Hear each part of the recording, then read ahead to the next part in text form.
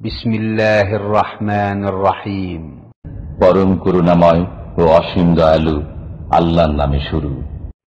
ومن أحسن قولا ممن دعا إلى الله وعمل صالحا وقال إنني من المسلمين.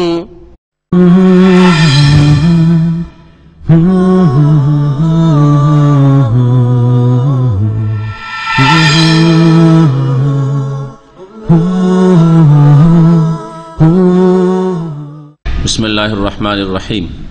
আলহামদুলিল্লাহি রাব্বিল আলামিন ওয়াসসালাতু ওয়াসসালামু আলা সাইয়্যিদিল মুরসালিন নবিয়িনা মুহাম্মদ ওয়া আলা আলিহি ওয়া সাহবিহি আজমাইন, আম্মা বাদ। ফাউযু বিল্লাহি মিনাশ শাইতানির রাজীম। লাকাদ তাবাল্লাহু আলান নাবিয়্যি ওয়াল মুহাজিরিন ওয়াল আনসার আল্লাযীনা ইত্তাবাউ ফি সাআতিল উসরা আল আয়াহ। আল্লাহ পাক রব্বুল আলামিনের যাবতীয় প্রশংসা এবং নবী করিম সাল্লাল্লাহু আলাইহি ওয়াসাল্লামের উপর সালাতু সালামের পরে আজকে আমরা সূরা তওবার যে তাফসীর শেষ করেছি, সূরা তওবার যে লম্বা একটি ঘটনা, তা হচ্ছে তাবুক যুদ্ধের ঘটনা। এই তাবুক যুদ্ধে সাহাবায়ে কেরামদের মধ্য থেকে 3 জন খাঁটি মুখলেস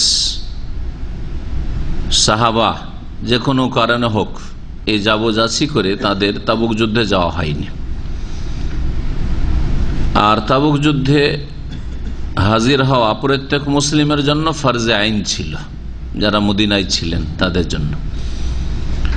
তো তারা যেহেতু যেতে পারেননি এবং সত্য কথা বলেছিলেন, আল্লাহ পাক রব্বুল আলামিন তাদের তওবা কবুল করেছিলেন, যার কথা সূরা তওবাতে উল্লেখ করা হয়েছে। আয়াতগুলির তাফসীর করেছি।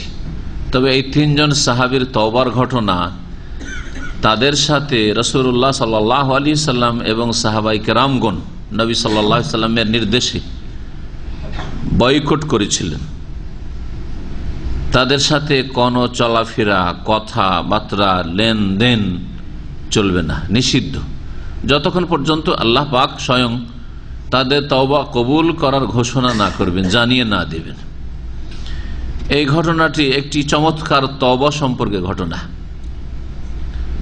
আর জিহাদ যদি ফরজ হয়ে যায়, তাতে কেউ যদি হাজির না হয় আর ফরজে আইন হয়, তাহলে সেটা কাবিরা গুনাহ, বড় একটি ফরজ ত্যাগ করা কাবিরা গুনাহ।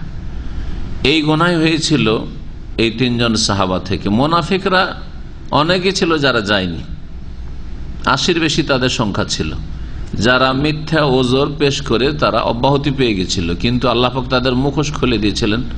কোরআন কারীমে সূরা তওবাতে জানিয়ে দিয়েছেন যে এরা মিথ্যা কসম করে বলছে যে আমাদের ওজর ছিল, এদের কোনো ওজর ছিল না। হে নবী, তোমাকে এরা রাজি করতে চায়, অথচ তুমি রাজি হইলে কি হবে? আল্লাহ রাজি হবেন না।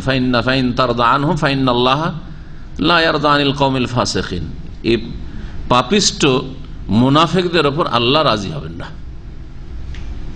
সত্য কথা মানুষকে সব সময় পরিত্রাণ দিয়ে থাকে, সত্যের মার নেই। ভুল করে দিয়েছেন যদি সত্য কথা বলেন, তাহলে আপাতত কিছুক্ষণের জন্য যাকে সত্য কথা বলছেন আর সেটা সে পছন্দ করছে না, অর্থাৎ সেটা সে চাইছিল না, আপনি এরকম অন্যায় করেছেন, স্বীকার করলেন আপনি যে আমার দ্বারা অন্যায় হয়েছে, কিন্তু এই সত্য আপনাকে মুক্তি দান করবে দুনিয়া আখিরাতে। আর যারা মিথ্যার আশ্রয় নেয়, যখন প্রকাশ পেয়ে যায় তখন আর লাঞ্ছনার শেষ থাকে না।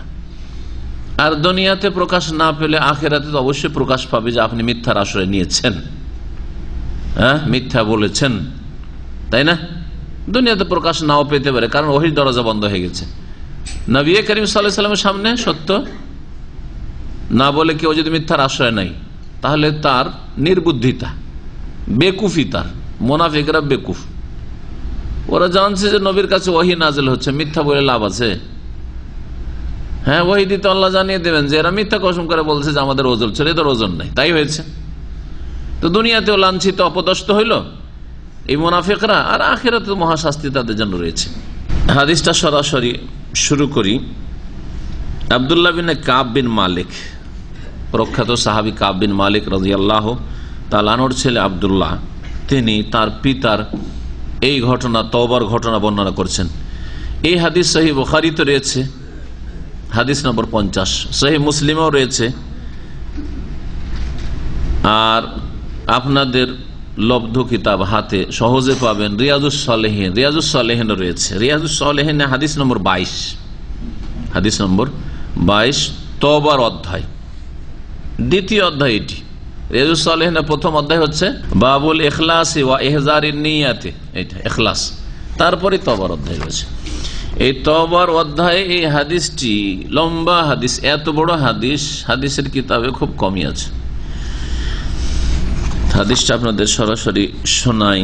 আব্দুল্লাহ বিন কাব, ওয়াকানা কায়েদা কাবিন রাদিয়াল্লাহু আনহু মিন বানিহি হিনা আমিয়া। কাব বিন মালিক রাদিয়াল্লাহু তাআলা আনহু তার বার্ধক্যে পৌঁছে অন্ধ হয়ে গেছিলেন, দৃষ্টিশক্তি হারিয়ে ফেলেছিলেন। তো তার ছেলেদের মধ্যে এই আব্দুল্লাহ এত অনগত ছেলে ছিল যে তার বাপকে নিয়ে যাওয়া আসা মসজিদে, কোনো জায়গায় প্রয়োজনে নিয়ে যাওয়া আসা, এই কাজটা, এই খেদমত করতেন। বলছেন তিনি, সামেতো কাব বিন মালিক, আমার পিতা কাব বিন মালিকের কাছ থেকে শুনেছি, ইউহাদ্দিসু বিহাদিসিহি হিনা তাখাল্লাফা আন রাসূলিল্লাহ সাল্লাল্লাহু আলাইহি ওয়াসাল্লাম, তার সেই ঘটনা হাদিস বর্ণনা করেছেন আমাদেরকে, যেই হাদিসটির সম্পর্ক হচ্ছে তার পিছিয়ে থাকা সম্পর্কে, ফি গাজওয়াতে তাবুক, তাবুকের যুদ্ধে, তাবুকের যুদ্ধে অংশ না নিয়ে তিনি যাবজাছি করে যে থেকে গেছেন আমার পিতা। এই ঘটনা স্বয়ং আমি আমার পিতার কাছ থেকে শুনেছি। কালা কাব, কাব বলছেন, লাম্মা তাখাল্লাফা আন রাসূলিল্লাহ ফি গাজওয়াতিন গাজাহা কাত্তু ইল্লা ফি গাজওয়াতে তাবুক, আমি কোন যুদ্ধে রাসূলুল্লাহ সাল্লাল্লাহু আলাইহি ওয়াসাল্লাম থেকে পিছিয়ে মদিনায় থেকে যাইনি, একমাত্র তাবুক যুদ্ধ ছাড়া। আর একটি যুদ্ধ ছিল যেটা ইসলামের প্রথম যুদ্ধ, সেটা কি? বদর। বলছেন গায়রা আন্নী কাদ তাখাল্লাফতু ফি গাজওয়াতি বদর, আর বদরে আমি পিছিয়ে ছিলাম, কিন্তু বদরে আসলে প্রথম থেকে ঘোষণা করা হয়নি যে যুদ্ধের জন্য আমরা বেরিয়ে যাচ্ছি। কারণ বদরে যখন 313 জন সাহাবাই কেরামদেরকে নিয়ে রাসূলুল্লাহ সাল্লাল্লাহু আলাইহি ওয়াসাল্লাম বেরিয়েছিলেন মদিনা থেকে, উদ্দেশ্য তাদের ছিল যে শাম দেশ থেকে মক্কার বাণিজ্যিক দল কাফেলা আসছে, মাল সামান নিয়ে, টাকা পয়সা নিয়ে, এটা আমরা তাদের কাছ থেকে কেড়ে নেব, লুটে নেব প্রতিশোধ স্বরূপ। কারণ আমাদের বাড়ি ঘর ভিটে মাটি ধন সম্পদ সবকিছু তারা দখল করে নিয়েছে মক্কায়। সুতরাং আল্লাহ পাক জায়েজ করেছেন এই প্রতিশোধ নেওয়া। এই প্রতিশোধ নেওয়ার উদ্দেশ্যে, জেহাদের উদ্দেশ্যে, লড়াইয়ের উদ্দেশ্যে বদরের যুদ্ধে যাওয়া হয়নি। কিন্তু আল্লাহ পাক রব্বুল আলামিন কোরআনে বদর সম্পর্কে বলেছেন যে ওয়াতাওয়াদ্দুনা আন্না গায়রা যাতিশ শাওকাতি তাকুনু লাকুম, তোমরা চাইছিলে যে এমন ভাবে তোমরা কিছু হাসিল করে নাও যাতে একটা কাঁটাও না লাগে, জাতি শৌকা, শৌকাতুন কাঁটা, কাঁটাও না লাগে গায়ে, মানে মাল সামান লুটে নিয়ে চলে আসবো আর কাজ করে দেবো। এটা আল্লাহ আবার চাননি। আল্লাহ কি চেয়েছে? এটা তোমরা চেয়েছিলে, তোমরা চেয়েছে যে কাফেলার ধন সামান গুলো নিয়ে চলে আসবো আমরা লুটে। ওয়ায়ুরিদুল্লাহ ইউহিক্কাল হাক্কা বিকালিমাতিহি, আর আল্লাহ পাক রব্বুল আলামিন সত্যকে তার বাণী দ্বারা প্রতিষ্ঠিত করতে, শক্তিশালী করতে চেয়েছেন। হক বাতিলের চূড়ান্ত ফয়সালা ইয়াউমুল ফুরকান, হক বাতিলের ফয়সালা করতে চেয়েছেন। কাফেরদের সাথে একটা লড়াই হয়ে যাক এখানে, এবং কাফেরদেরকে লাঞ্ছিত অপদস্থ করা হোক, 70 জনকে বন্দী করা আর 70 জনকে হত্যা করা, এর মাধ্যমে আল্লাহ এটা চেয়েছিলেন। সাহাবায়ে কেরাম কল্পনা তো রাখেননি যে 70 জনকে আমরা হত্যা করতে পারবো, এই কাফের আবু জাহলকে হত্যা করতে পারবো, আর 70 জনকে ধরে নিয়ে এসে বেঁধে রাখতে পারবো, তাদের কাছ থেকে মুক্তিপণ নিতে পারবো, কল্পনাতেও ছিল না। জেহাদের মাধ্যমে বিজয় লাভ হইলো, আর মুক্তিপণের মাধ্যমে যে ধন সম্পদ তাদের লুট করে নিতে চাইছিল ব্যবসা বাণিজ্যের, সেটা মুক্তিপণের মাধ্যমে চলে আসলো, ওটাও চলে আসলো। বলছেন যে বদর যুদ্ধে আগে থেকে জানা ছিল না যে জেহাদ হবে, সেই জন্য যায়নি। আর তাবুক যুদ্ধে রাসূলুল্লাহ সাল্লাল্লাহু আলাইহি ওয়াসাল্লামের হুকুম ছিল, কিন্তু আমি পিছিয়ে থেকে গেছিলাম। ওয়ালাম ইউতাব আহাদুন তাখাল্লাফ আনহু, এই জন্য বদর যেহেতু যুদ্ধের উদ্দেশ্যে, জেহাদের উদ্দেশ্যে যাওয়া হয়নি, সেই জন্য বদরে যারা যায়নি তাদের কাউকে তিরস্কার করা হয়নি। কেন গেলে না? কাউকে তিরস্কার করা হয়নি। ইন্নামা খারাজা রাসূলুল্লাহ সাল্লাল্লাহু আলাইহি ওয়াসাল্লাম মুসলিমুন ইউরিদুনা ইরা কুরাইশ, রাসূলুল্লাহ সাল্লাল্লাহু আলাইহি ওয়াসাল্লাম এবং মুসলিমরা বেরিয়েছিলেন উদ্দেশ্য করে কুরাইশদের কাফেলা, বাণিজ্যিক কাফেলা। হাত্তা জামা আল্লাহ তাআলা বাইনা ওয়া বাইনা আদুওয়াহিম আলা গায়রি মিয়াদ, আল্লাহ পাক তাদেরকে একত্রিত করেছিলেন, মুখোমুখি করেছিলেন তাদের শত্রুদের সাথে বিনা কোনো এই রকমের সময় বা এই রকমের যুদ্ধের কথা ঘোষণায়। কোন যুদ্ধের ঘোষণা ছিল না, কোন রকম এই রকমের কোন এরকম ওয়াদা যে তোমাদের সাথে লড়াইয়ের জন্য আসছি, এরকম কোনো কথাও ছিল না।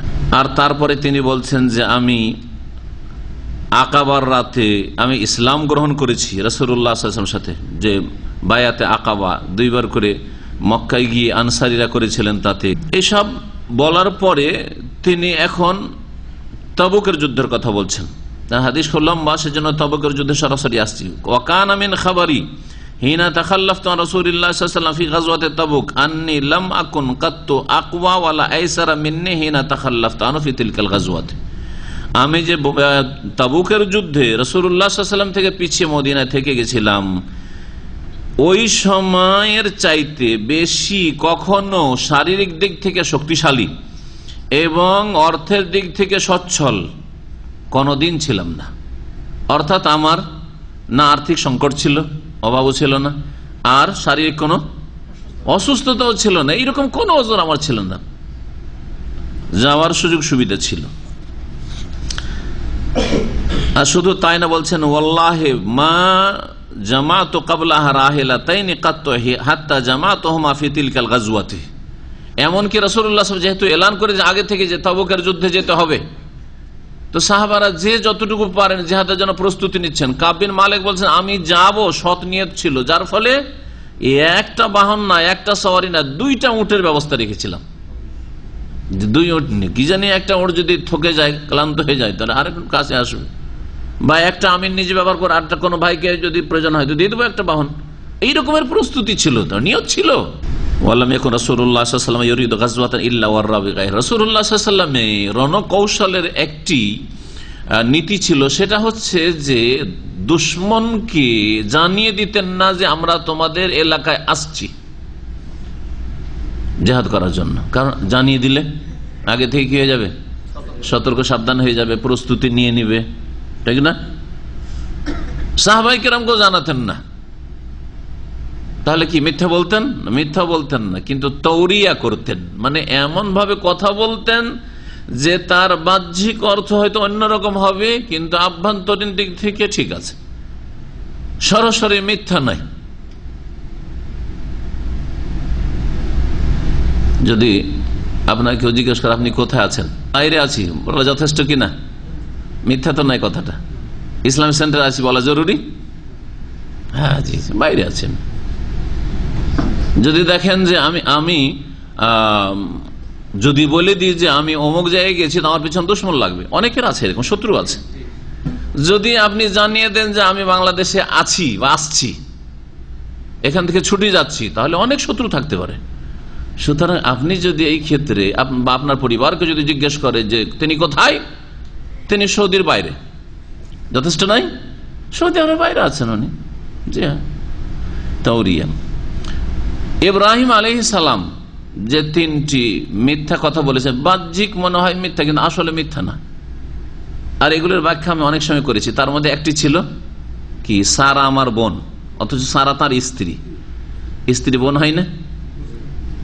ইন্নামাল মুমিনুনা ইখওয়া, মুমিনরা পরস্পর ভাই বোন, ঠিক না? তো বাহ্যিক স্ত্রী, কিন্তু দিনের সম্পর্কে তিনি বোন। যদি স্ত্রী বলা হয় তাহলে ইব্রাহিমকে হত্যা করবে ওই জালেম শাসক, আর তারপরে তার স্ত্রীকে হরণ করবে। আর যদি ভাই বলা হয় তো জানটা বেঁচে যাবে, কারণ ভাই যখন, তাহলে এই মহিলাকে বিয়ে করা যায়, ওর ভাই বোনকে নিয়ে যাচ্ছে, এই তোর বোনের বিয়ে দে, ঠিক না? বা তোর বোনকে আমি চাই। কিন্তু কারো স্ত্রী যদি তাদের কথা বলা যাবে না, তোর স্ত্রীকে চাই, তো অবিবাহিতা, কারো অধিকার নেই, ফুল হয়ে গেছে, তাই না? এঙ্গেজ হয়ে গেছে।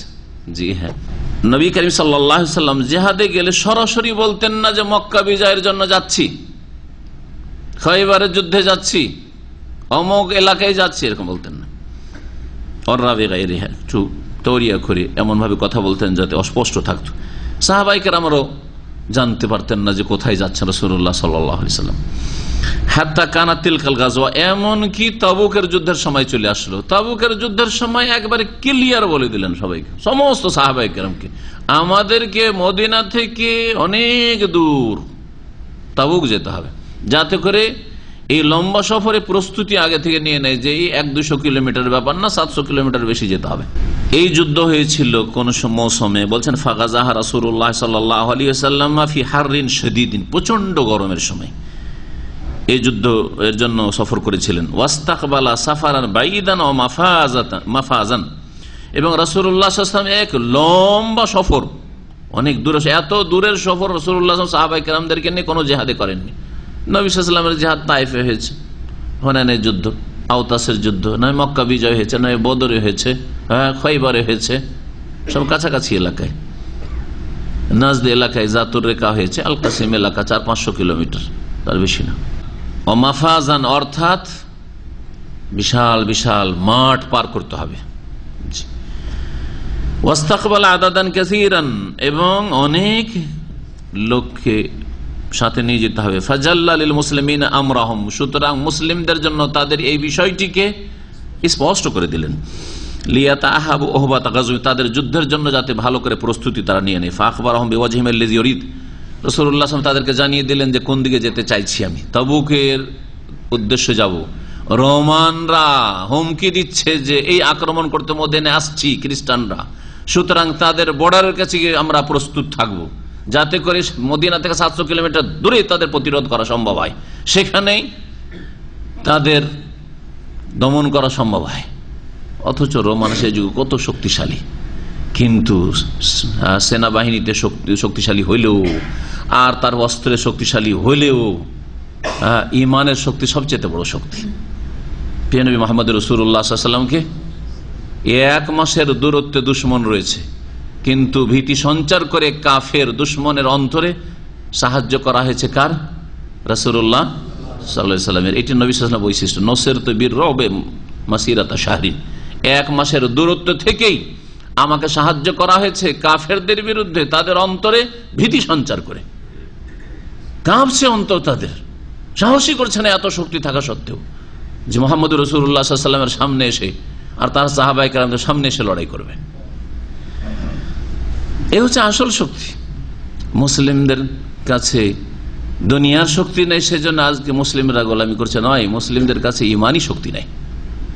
এই শক্তি প্রথম ফিরিয়ে নিয়ে আসতে হবে। এই শক্তি যদি চলে আসে, তো পার্থিব শক্তি যতটা রয়েছে ততটাই বিজয়ের জন্য যথেষ্ট রয়েছে, ততটা পৃথিবীর নেতৃত্ব দেওয়ার জন্য যথেষ্ট রয়েছে। কিন্তু পৃথিবীর নেতৃত্ব দেওয়ার জন্য প্রথম যোগ্যতা হইতে হবে ইয়াবুদুনানি লা ইউশরিকুনা বি শাইআ, আমার ইবাদত করে আমার সাথে শিরক করবে না। ইন কুনতুম মুমিনিন ওয়া আনতুমুল আলাউনা, ইন কুনতুম মুমিন হইতে হবে। ঈমানের জায়গায় শিরক, কুফরি, মুনাফিকি ঢুকে গেছে, হ্যাঁ, আর ইবাদতের জায়গায় কবর মাজার পূজা ঢুকে গেছে, সুফিবাদের মাধ্যমে আকীদা ধ্বংস হয়ে গেছে, যার ফলে আল্লাহ পাক, আর তারপরে কত রকমের যে পাপ, আখলাকি চারিত্রিক পাপ, ইবাদতের ঘাটতির পাপ, আর তার তাওহীদ সুন্নতের ক্ষেত্রে ঘাটতির পাপ, শিরক বিদআতে লিপ্ত হওয়ার পাপ, চারিদিকে পাপ আর পাপ মুসলিম সমাজে, যার ফলে আল্লাহ পাক রব্বুল আলামিন কাফেরদের সাহস বাড়িয়ে দিয়েছেন, দুশমনদের সাহস বাড়িয়ে দিয়েছেন, ওদের সাহস বেড়ে গেছে। ফাখবারহুম বিওয়াজহিম আল্লাযী ইউরিদ ওয়াল মুসলিমুনা মা রাসূলিল্লাহ কাসীর, আর মুসলিম সংখ্যা এত বেশি হয়ে গিয়েছিল 9ম হিজরি পর্যন্ত। আর নবী সাল্লাল্লাহু আলাইহি সাল্লামের কাছে এইরকম, যেমন আজকালকার প্রতিটি দেশে নাগরিকদের লিস্ট রয়েছে, অথবা তাদের আইডি কার্ড হচ্ছে, তারপরে সেনাবাহিনীতে কে কে আছে তাদের একটা লিস্ট রয়েছে। ওমর রাদিয়াল্লাহু তাআলা জামানে যেটা তৈরি করা হয়েছে দিওয়ান, যেটাকে বলা হয়তো দিওয়ান, অর্থাৎ মুজাহিদিন কারা এতে। আর বর্তমান যুগের নিয়ম কারণে সেনাবাহিনীতে কারা নাম লিখেছে সেনাবাহিনী, আর তখনকার সেনাবাহিনী, এই সেনাবাহিনী তারা লিল্লাহ ফিল্লাহ, আল্লাহর সন্তুষ্টির জন্য, আল্লাহর কালিমাকে উঁচা করার জন্য তারা জেহাদের নাম লিখিয়ে রাখতো, যে আমার নামটা জেহাদে লিখিয়ে রাখেন, কোথাও যদি সুযোগ আসে জেহাদের তাহলে আমি প্রস্তুত হয়ে রয়েছি। এই নাম লিস্ট করা শুরু হয়েছিল, দেওয়ানের সিস্টেমটা শুরু হয়েছিল ওমরে ফারুক রাদিয়াল্লাহু তাআলা আনহুর যুগ থেকে শুরু, 1400 বছর আগে। আজকাল যে সেনাবাহিনীর তরিকা, সেটা ওমর রাদিয়াল্লাহু তাআলা শুরু করেছেন। সরকার জানছে আমার সেনাবাহিনীর সংখ্যা কত, আমার কোন ডিফেন্সের কোন কোন ক্ষেত্রে স্থলে কতজন আছে, আর তারপরে অন্য অন্য ক্ষেত্রে কতজন সেনাবাহিনী আছে, এগুলি 1400 বছর আগে ওমর রাদিয়াল্লাহু তাআলা আনহু মুসলিমদেরকে শিখিয়ে গেছেন।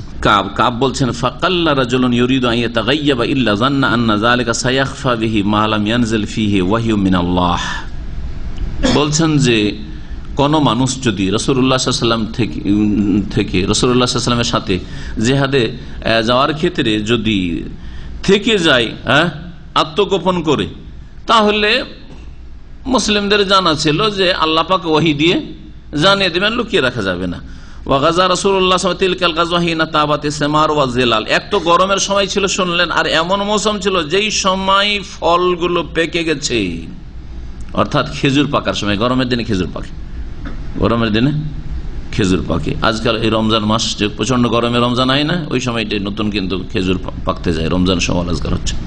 সেই সময় আমার এই দিকেও প্রয়োজন ছিল, কারণ আমার বাগান রয়েছে, ওটা দেখাশোনার ওই দিকেও একটা আমার আকর্ষণ রয়েছে যে আমার বাগানগুলো দেখাশোনা করতে হবে, ফল টলকে কেটে নিয়ে আসবে, কি হবে না হবে। রাসূলুল্লাহ সাল্লাল্লাহু আলাইহি ওয়াসাল্লাম প্রস্তুতি নিলেন, মুসলিমরা প্রস্তুতি নিলেন। ওয়াতাফাকতু আগদু লিকাই আতাজাহাজ মাহু। আর আমি প্রতিদিন সকাল হলে মনে মনে প্রস্তুতি নিয়ে যে হ্যাঁ আজকে রেডি হয়ে যাব জিহাদের জন্য। ফারজে ওয়ালা মাখজে শাইআন। আর সারাদিন কাজকর্ম করে সন্ধ্যা হয়ে যায়, আর কোনো প্রস্তুতি হয়নি। মানে মনে মনে রাখি যে প্রস্তুতি আজকে নিয়ে নেব, কিন্তু কাজে হাতে নাতে কোনো প্রস্তুতি নেওয়া হয় না। ওয়াকুলু ফি নাফসি আনা কাদিরুন আলা যালিকা যারা। তার মনে মনে বলি যে ঠিক আছে আজকে না হয় পারলাম না, কিন্তু আমি যে কোনো সময় যে কোনো সময় আমি সক্ষম, প্রস্তুতি নিয়ে নেব আর জিহাদে অংশ নেব। নিয়ত আছে কিন্তু করছি, নিয়ত আছে আর করছি। আজকালকার অনেক মুসলিম বরং ভালো লোকরা যারা গুনাহও করছে তওবা করছি, সংশোধন করছি, নামাজ ধরছি, করতে করতে মত চলে আসে। তওবা করা হইল না, নামাজ ধরা হইল না, হজ করা হইল না, মত চলে আসে। জি, হতভাগা। এই জন্য একটি ক্ষতিকর জিনিস আপনার জিন্দেগিতে হচ্ছে, যে কোনো কাজের ক্ষেত্রে আচ্ছা ঠিক আছে করছি, দুনিয়ার ক্ষেত্রেও ক্ষতিকর আর আখিরাতের ক্ষেত্রেও ক্ষতিকর, দিনের ক্ষেত্রেও ক্ষতিকর, দুনিয়ার ক্ষেত্রে ক্ষতিকর। যেমন আপনি বিয়ে করছি করতে করতে করতে এই 20-25 থেকে শুরু করেছেন, করছি করতে 40 হয়ে গেল। যা, যদি 25 বছরে বিয়ে করতেন এখন 15 বছরের ছেলে থাকতো আপনার, ঠিক না? কিন্তু আপনি এই করছি করে গেল আপনার লাইফটা, আর জিন্দগির স্বাদটাও গেল, আর কি বার্ধক্য চলে এসছে, আর কি মজা। রুজি রোজগারে লাগবো, চাকরি হচ্ছে না, সরকারি চাকরি হচ্ছে না, ঠিক আছে একটা ব্যবসায় লাগছে, বিদেশে যাচ্ছে, এই করতে করতে 5 বছর 7 বছর চলে গেল বাপের হোটেলে খেতে খেতে। পরে আফসোস, হাই 5টা বছর নষ্ট করেছি, ঠিক না? আর আফসোস করে লাভ আছে? চলে গেছে, হাত ছাড়া হয়ে গেছে, যে অতীতে চলে গেছে 5 বছর 10 বছর নষ্ট করেছে।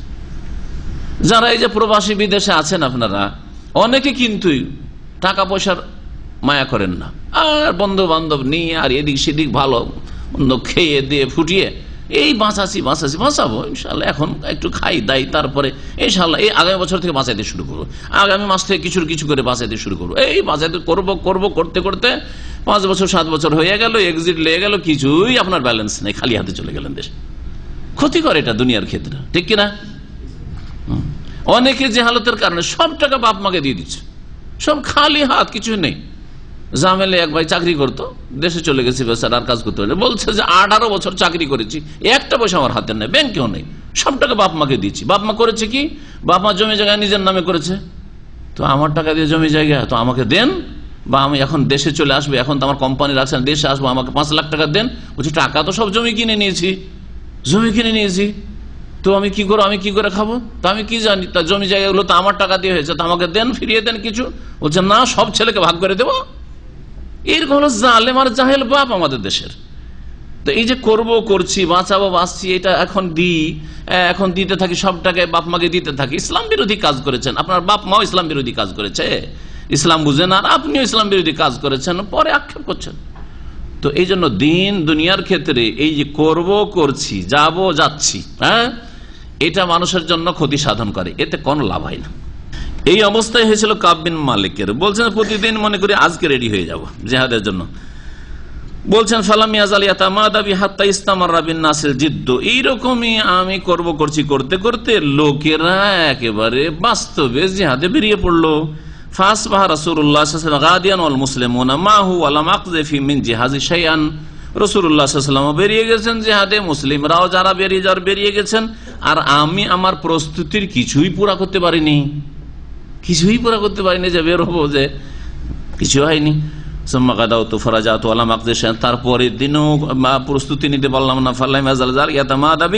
হাত্তা আসরাউ, 2-3 দিন হয়ে গেল, আচ্ছা চলে যাবো, হয়তো ধরে নেবো। তাফারাতাল গাজওয়ু, এই যে যুদ্ধে যে গেলেন সাহাবায়ে কেরাম, তারা আমার হাত ছাড়া হয়ে গেলেন। 2-3 দিনের সফর এগিয়ে চলে গেছেন, 50-100 কিলোমিটার হয়তো এগিয়ে চলে গেছেন, আর পাবো কি করে? কোন রাস্তা দিয়ে গেলেন, কেমন করে গিয়ে ধরবো, আর তো পাবো না তাদেরকে।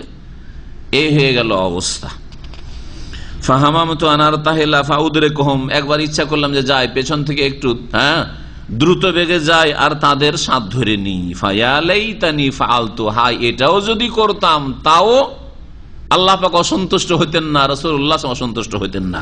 সুম্মা লাম ইউকদার যালিকা লি, এটাও আমার ভাগ্যে জুটলো না। ফাতাফিকতু ইযা খারাজতু ফিন নাস, এক কথায় 4-5 দিন হয়ে গেল, আর তো পাবো না, আর কোথায় যাব, থেকেই গেলাম। ফাতাফিকতু ইযা খারাজতু ফিন নাস, তারপরে যখন রাসূলুল্লাহ সাল্লাল্লাহু আলাইহি ওয়াসাল্লাম চলে গেছেন মদিনা ছেড়ে তাবুকে জিহাদের জন্য, সাহাবায়ে কেরাম সকলে প্রায় চলে গেছেন, মুখলিসিন যারা, মুনাফিক ছাড়া আর কেউ নেই, মহিলা, শিশু আর মুনাফিক মদিনায়, ব্যাস আর কেউ নেই। বলছেন যে রাসূলুল্লাহ সাল্লাল্লাহু আলাইহি ওয়াসাল্লামের পরে যখন বাইরে বেরোতাম বাড়ি থেকে, তো ইয়াহজুনুনি, তখন আমি খুব ভেঙে পড়তাম দুশ্চিন্তায়, আমার উপর শোক চিন্তা চেপে যেত যে আন্নী লা আরালি উসওয়া, আমি কোনো আদর্শ ব্যক্তিকে মদিনায় খুঁজে পাই না। ইল্লা রাজুলান মাগমুসান আলাইহি ফিন নিফাক, এমন ব্যক্তি মদিনায় আছে যে মুনাফিকিতে সে ডুবে আছে, মুনাফিক, তার উপর মুনাফিকের অপবাদ রয়েছে, অর্থাৎ চিহ্নিত ব্যক্তি যে এরা মুনাফিক টাইপের লোক, তো সামনে কোনো আদর্শ ব্যক্তিকে পাচ্ছি না। আর রাজুলান, অথবা এমন খোড়া ব্যক্তি, এমন অসুস্থ ব্যক্তি, মিম্মান আযার আল্লাহ তাআলা মিনাদ দুআফা, যাদের ওজর আল্লাহ গ্রহণ করেছেন, অন্ধ মদিনায় আছে, না হলে খোড়া আছে, আর না হলে অসুস্থ রোগী আছে, এই লোকগুলো শুধু আছে। আর আমার মতো সুস্থ লোক মদিনায় একজন সাহাবী কেউ নেই, সব চলে গেছে। ওয়ালাম ইয়াজকুরনি রাসূলুল্লাহ সাল্লাল্লাহু আলাইহি ওয়াসাল্লাম হাত্তা বালাগা তাবুক, নবী সাল্লাল্লাহু আলাইহি ওয়াসাল্লাম চলে গেছেন, সাহাবায়ে কেরামদের কাবের কথা মনেই হয়নি যে কাব আসেনি, খেয়ালই করেননি। তাবুকে পৌঁছে গিয়ে দেখছেন কাব নেই, কাব কোথায়, তখন জিজ্ঞেস করেছেন আমার কথা। ফাকালা হুয়া জালিসুন ফিল কওমি বিতাবুক, তাবুকে বসে আছেন সব সাথী সঙ্গীদেরকে নিয়ে, মনে পড়েছে নবী সাল্লাল্লাহু আলাইহি ওয়াসাল্লাম জিজ্ঞেস করেন, মা ফাআলা কাব বিন মালিক, কাব বিন মালিক কি করলো, আসলো না, নাই আমাদের সাথে। ফাকালা রাজুম বানি সালামা, বানি সালামা একটি গোত্র ছিল মদিনার, এরা বসবাস করতো মসজিদে কিবলাতাইন, যে আজকাল রয়েছে 2 কিবলার মসজিদ, চেনেন মসজিদে কিবলাতাইন, ওই মহল্লা ওইদিকে। এই বানু সালামার একজন বলে, ইয়া রাসূলুল্লাহ হাবাসাহু বুরদাহু ওয়ান নাযরু ফি ইতফাইহি, তার 2টো যে সুন্দর সুন্দর চাদর, একটু সচ্ছল ব্যক্তি ছিলেন, ধনী সচ্ছল ব্যক্তি ছিলেন, তো সচ্ছল ব্যক্তি একটু ভালো কাপড়, দামি কাপড় বা সুন্দর কাপড় পরে, তো 2টো চাদর, আর তখনকার যুগের লেবাস ছিল ইহরামের মতো, একটা নিচে পড়তো আর একটা ওপরে চাদর। এটা শুধু ইহরামের কাপড় নয়, ইহরামে সাদা হওয়াটা উত্তম, আর এমনি দৈনন্দিন জীবনে এই ধরনের কাপড় ব্যবহার হইতো, খোলা লুঙ্গি, ইন্ডিয়ান কেরালাদের মতো, আর একটা চাদর, আমাদের দেশে শীতকালে যে চাদর ব্যবহার করি ওই রকম। এইটা ছিল রাসূলুল্লাহ সাল্লাল্লাহু আলাইহি ওয়াসাল্লামের এবং সাহাবায়ে কেরামদের অধিকাংশ সময়ের পোশাক। যদি সুন্নতি পোশাকই বলতে হয়, তো এটাও তো সুন্নতি পোশাক। এই সুন্নতি পোশাকের কথা পীররা আপনাদের দেশে বলে না কেন, হুজুররা কেন বলেন না? ওই 5 কলি সুন্নত প্রমাণ করেন তো, যে 5 কলি দাও টুপি জীবনে পড়েছেন রাসূলুল্লাহ সাল্লাল্লাহু আলাইহি ওয়াসাল্লাম। আর জুব্বা নবী সাল্লাল্লাহু আলাইহি ওয়াসাল্লামের সুন্নাত প্রমাণ করেন তো, যে এই রকমের জুব্বা যে বাংলাদেশে চলছে, হাঁটু পর্যন্ত জুব্বা, অথবা সৌদি আরবে চলছে হাঁটুর ওপরে অথবা হাঁটু ঢেকে হারাম জুব্বা, এইটা নবী সাল্লাল্লাহু আলাইহি ওয়াসাল্লামের পোশাক, এইটাই বা প্রমাণ করেন তো যে সবসময় পড়েছেন। এর কাছাকাছি কখনো কখনো কামিজ মানে এইরকমই হয়তো পড়তেন। তাহলে বোঝা গেল যে লেবাস পোশাকের ক্ষেত্রে ধরা বাঁধা 1-2 রকমের লেবাস, ওইটাই হচ্ছে সুন্নতি, আর বাকিগুলো একবার অনইসলামিক, এইরকম কথা ইসলামে নেই। পোশাকের আমার একটা বিষয়ভিত্তিক আলোচনা আছে, পোশাকের বেশ কিছু নীতিমালা রয়েছে, কয়েকটি কন্ডিশন শর্ত রয়েছে, ওগুলোকে সামনে রেখে যে কোনো পোশাক পরা যেতে পারে, ইসলাম বিরোধী না হইলেই হলো। ইসলাম বিরোধী, ইসলামের যে কায়দাগুলি রয়েছে, নীতিমালা রয়েছে পোশাকের ক্ষেত্রে, সেগুলির আওতাভুক্ত হইলেই হলো, যে কোনো ধরনের পোশাক পরা যেতে পারে। প্যান্টটি যদি ঢিলা ঢালা হয়, টাকনার ওপরে হয়, আর রুকু সেজদাতে অসুবিধা না হয়, আর রুকু সেজদা গেলে পেছন থেকে টান দিয়ে নেমে না যায়, তাহলে ঠিক আছে। কিন্তু আজকালকার যে প্যান্ট, টাইট প্যান্ট, যখন রুকু সেজদা যাচ্ছেন এমন জোরে টান দিচ্ছে এইদিকে যে পেছন দিক থেকে মনে হচ্ছে যে খুলে কোথা থেকে কোথায় চলে যাবে কাপড়, হয় না এরকম? লজ্জা লাগে দেখতে, এইদিকে গেঞ্জি হচ্ছে, ছোট গেঞ্জি, গেঞ্জি রুকুতে গেলে সেজদা গেলে গেঞ্জি টান দেয় ওপর দিকে, আর প্যান্ট টান দেয় নিচের দিকে, আর মাঝখানে খুলনা শহর তৈরি হয়ে যায়। ঠিক না? জি হ্যাঁ, না যায় যাবে, নামাজে হবে না। এই নাভি বরাবর যদি কাপড় না থাকে পেছন দিকে নিচে চলে যায়, তাহলে তো আপনার সতর খুলে গেল, তো নামাজ কি করা হয় বলেন দেখি? নাভি ঢাকা জরুরি, তাই না? তো নাভি শুধু সামনের দিকে ঢাকবে আর পেছন দিকে চলে গেলে অসুবিধা নেই, একই হুকুম। নাভি বরাবর আপনার আগে পেছনে পুরোটা ঢাকা থাকতে হবে, এটা হচ্ছে শরীয়তের কাপড়। তাহলে এইরকম টাইট প্যান্ট পরবেন না, আর এইরকম ছোট গেঞ্জি পরবেন না যে গেঞ্জি ওপরে টান দিচ্ছে আর এইদিকে প্যান্ট, জেন্টস প্যান্ট দিচ্ছে নিচে টান আর মাঝখানে ফাঁকা। দেখে নেওয়ালাকে লজ্জা লাগে, পরিধানকারীকে লজ্জা লাগে না, এটা এক আশ্চর্যের বিষয়। যার নজর পড়ে যায় তাকে লজ্জা লাগে যে কি পরে আছে, আর যেই ব্যক্তি পরে মসজিদে আসছে অথবা চলাফেরা করছে তাকে লজ্জা লাগে না, অথচ লজ্জা করা উচিত থাকে। রাসূলুল্লাহ সাল্লাল্লাহু আলাইহি ওয়াসাল্লাম এর কাছে এই সাহাবী অভিযোগ করে দিলেন কি তার দুই চাদর তাকে বাধাগ্রস্ত করেছে, আর তার ডানে আর বামে নজর দেওয়া বাধাগ্রস্ত করেছে, তার মানে তার অহংকার তাকে বাধা দিয়েছে। ভালো কাপড় পরলে অনেক সময় কি চলে আসে? অহংকার চলে আসে। আল্লাহ অহংকার মুক্ত রাখেন। কিছু কিছু লোকের আসে না, দামি দামি কাপড় পরলে কাপড়ের দিকে শুধু তাকাইতে থাকে, ঠিক কিনা? দামি ঘড়ি পরলে বারবার ঘড়ির দিকে তাকাইতে থাকে। জীবনে যে নতুন ঘড়ি পরেছেন সবাই জানেন, জীবনের প্রথম নতুন ঘড়ি, জীবনের লাইফে প্রথম যে ঘড়ি পরেছেন ভালো করে জানেন, কোন কাজ নেই, টাইম টেবিল দেখা নেই, মাঝে মাঝে একটু করে দেখা, মাঝে মাঝে একটু করে দেখা। এটা কি মজা লাগছে আপনাকে এই ঘড়িতে? দামি ঘড়ি যদি বিশেষ করে হয়, একটা যুগ ছিল আমরা যখন ওই যৌবনকালে আসে, শিকো ঘড়ি, সিটিজেন ঘড়ি, অনেক ভালো ঘড়ি, এর চাইতে দামি ঘড়ি জানতাম না আমরা। হ্যাঁ, তো সেই সময়ের ঘড়ি, ওগুলো ঘড়ি যারা হাতে দিত অহংকার। এমনি চশমা, এই চশমা একটা যুগ ছিল, চশমা চোখে দিলে অহংকার চলে আসে। এখন তো চশমা অহরহ হয়ে গেছে, হয়তো রোগের কারণে চশমা হয়ে গেছে। অনেকের দামি মোবাইল আজকাল, ওর মোবাইলে কল নাই, কিচ্ছু নেই, এমনি বের করে বসে আছে, দেখাচ্ছে যে আছে আমার কাছে, যেটা একবারে নতুন এসছে সেইটা আমার কাছে আছে। অহংকার, গুনাহগার, কবিরা গুনাহ, কবিরা গুনাহ, বড় গুনাহ অহংকার। তো এই সাহাবী একটা অভিযোগ তুলে দিলেন যে তার অহংকার, আর তারপরে তার অহংকারে যখন চলাফেরা করে এইদিকে তাকায় ওইদিকে তাকায়, যারা অহংকারী তারা এরকম করে না, হ্যাঁ এইদিকে নজর দেয়, এইদিকে নজর দেয়, মানে শরীর স্বাস্থ্য ভালো তো, মোটাসোটা মানুষ, শক্তিশালী মানুষ, এই অহংকার তাকে বাধা দিয়েছে। মানে লোক অহংকারী সেজন্য আসেন। এক কথা বলতে চাইল কি যে কাব হয়েছে অহংকারী এই জন্য আসেনি, প্রতিবাদ করার লোক ছিলেন ওখানে। ফাকাল আলাহু মুআয ইবনে জাবাল, প্রখ্যাত সাহাবী মুআয ইবনে জাবাল বললেন যে বেসা মা কুলতা, তুমি খুব খারাপ কথা বললে। এই যে বললে যে কাব অহংকারী, এটা ভুল কথা বললে, খুব জঘন্য কথা বললে। ওয়াল্লাহি, আল্লাহর কসম করে বলছি, ইয়া রাসূলুল্লাহ, আল্লাহ মা আলিমনা আলাইহি ইল্লা খায়রান, কাব বিন মালিক সম্পর্কে আজ পর্যন্ত কোন ব্যাড রিপোর্ট আমি জানি না, খারাপ কথা কিছু জানি না, ভালো মানুষ, কিন্তু আসেনি কেন সেটা দেখার বিষয় রয়েছে। এমনিতে সে অহংকারী বা কিছু, এটা মিথ্যা কথা, ভুল কথা এটা। ফাসাকাতা রাসূলুল্লাহ, রাসূলুল্লাহ চুপ হয়ে গেলেন। ফাবাইনাহু আলা যালিকা, এইরকমই অবস্থায় রাজুলান মুবিদান, হঠাৎ করে দেখলেন যে একটা লোক দূর থেকে যেন আসছে, আর সাদা কাপড় পরে আছে, সাদা সাদা মনে হচ্ছে, ইয়াজুলু বিহি সারাব, আর মরিচিকা দূর করে মনে হচ্ছে চলে আসছে। ফাকাল রাসূলুল্লাহ সাল্লাল্লাহু আলাইহি ওয়াসাল্লাম, নবী সাল্লাল্লাহু আলাইহি ওয়াসাল্লাম বললেন যে কোন আবা খাইসামা, এটা হয়তো আবা খাইসামা হইতে পারে। ফায়দা হুয়া, নবী সাল্লাল্লাহু আলাইহি ওয়াসাল্লাম যে আশাটা করছেন তাই হলো, আবু খাইসামা আনসারী এসে পৌঁছে গেলেন। আর এই সাহাবী ওই ব্যক্তি ছিলেন তাসাদ্দাক বিসাই তামার, এক সা খেজুর একবার সাদকা নিয়ে আসেন। অভাবী গরিব মানুষ, মাত্র 1.5-3 কেজি খেজুর নিয়ে এসছেন। তখন মোনাফেকরা তার সমালোচনা শুরু করেছে যে এই 3 কেজিতে কি হবে ইসলামের, কম দিলেও দোষ আর বেশি দিলেও দোষ। একদিন একটা শুনিয়েছে আমাদের দেশের গরিব আর কিসের, গরিব আর ধনীর উদাহরণ খাওয়ার শুনিয়েছি না, আজকে আর একটা উদাহরণ শোনেন, সৌদি আরব যখন এই 47 জন সন্ত্রাসীকে দণ্ডবিধান দেয়নি, হত্যা করেনি, তখন পশ্চিমা মিডিয়া কি বলতে জানেন? সৌদি আরব হচ্ছে সন্ত্রাসী দেশ। সৌদি আরব সন্ত্রাসকে কি করে? লালন পালন করে। সৌদি আরবে সন্ত্রাস তৈরি হয়, সন্ত্রাসী তৈরি হয়। বোঝা গেছে? এই অপবাদ দিত এই শয়তানরা, ইসলামের দুশ্মনরা। এখন 47 জনকে যখন হত্যা করা হলো এই সন্ত্রাসীদেরকে, এখন কি বলছে জানেন? প্রশংসা করছে না সৌদি আরবের। কি বলছে? মানবাধিকার লঙ্ঘন করছে সৌদি আরব। জি হ্যাঁ, দেখলেন? জি, মানবাধিকার লঙ্ঘন করছে। আর 47 জন ওই সুন্নিগুলোকে যে দণ্ডবিধান দেওয়া হচ্ছে ওদের জন্য নয়, ওদের জন্য কান্না করে না ইহুদি নাসারারা। কান্না করে কার জন্য?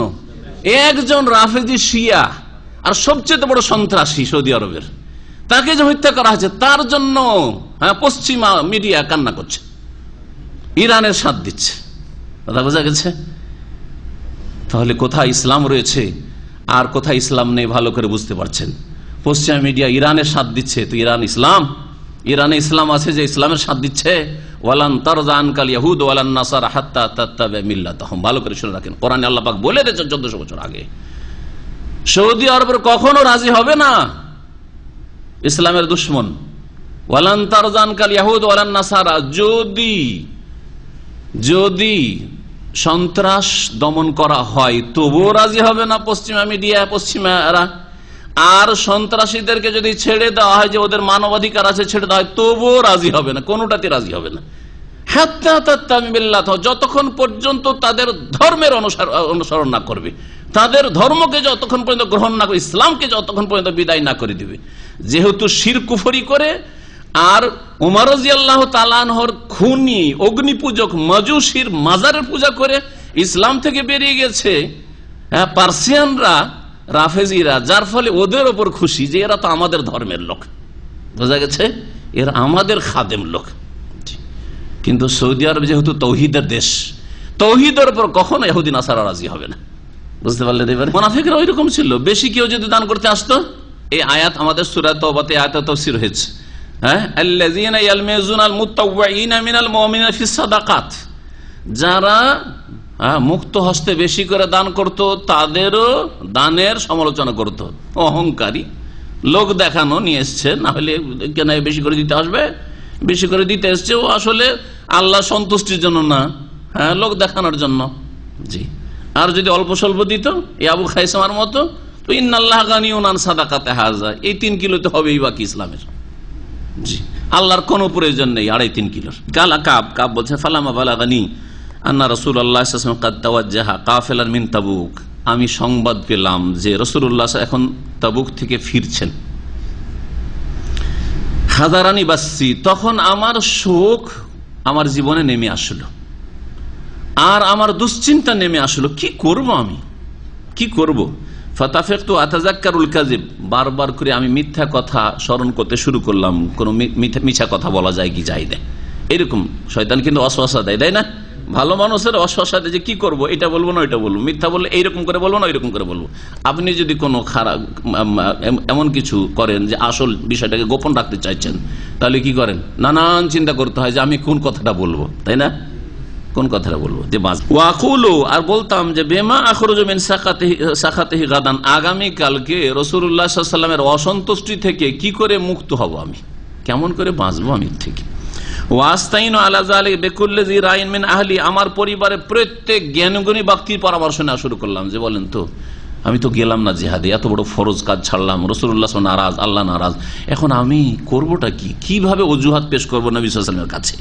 ফালাম্মা কিলা, যখন বলা হলো ইন্না রাসূলাল্লাহ কাদ আযাল্লা কাদিমান, যখন আমাকে জানানো হলো যে রাসূলুল্লাহ সাল্লাল্লাহু আলাইহি ওয়াসাল্লাম এই পৌঁছে গেছেন, মদিনার কাছাকাছি পৌঁছেই গেছেন, এই আজকেই চলে আসবেন বা কালকে চলে আসবেন।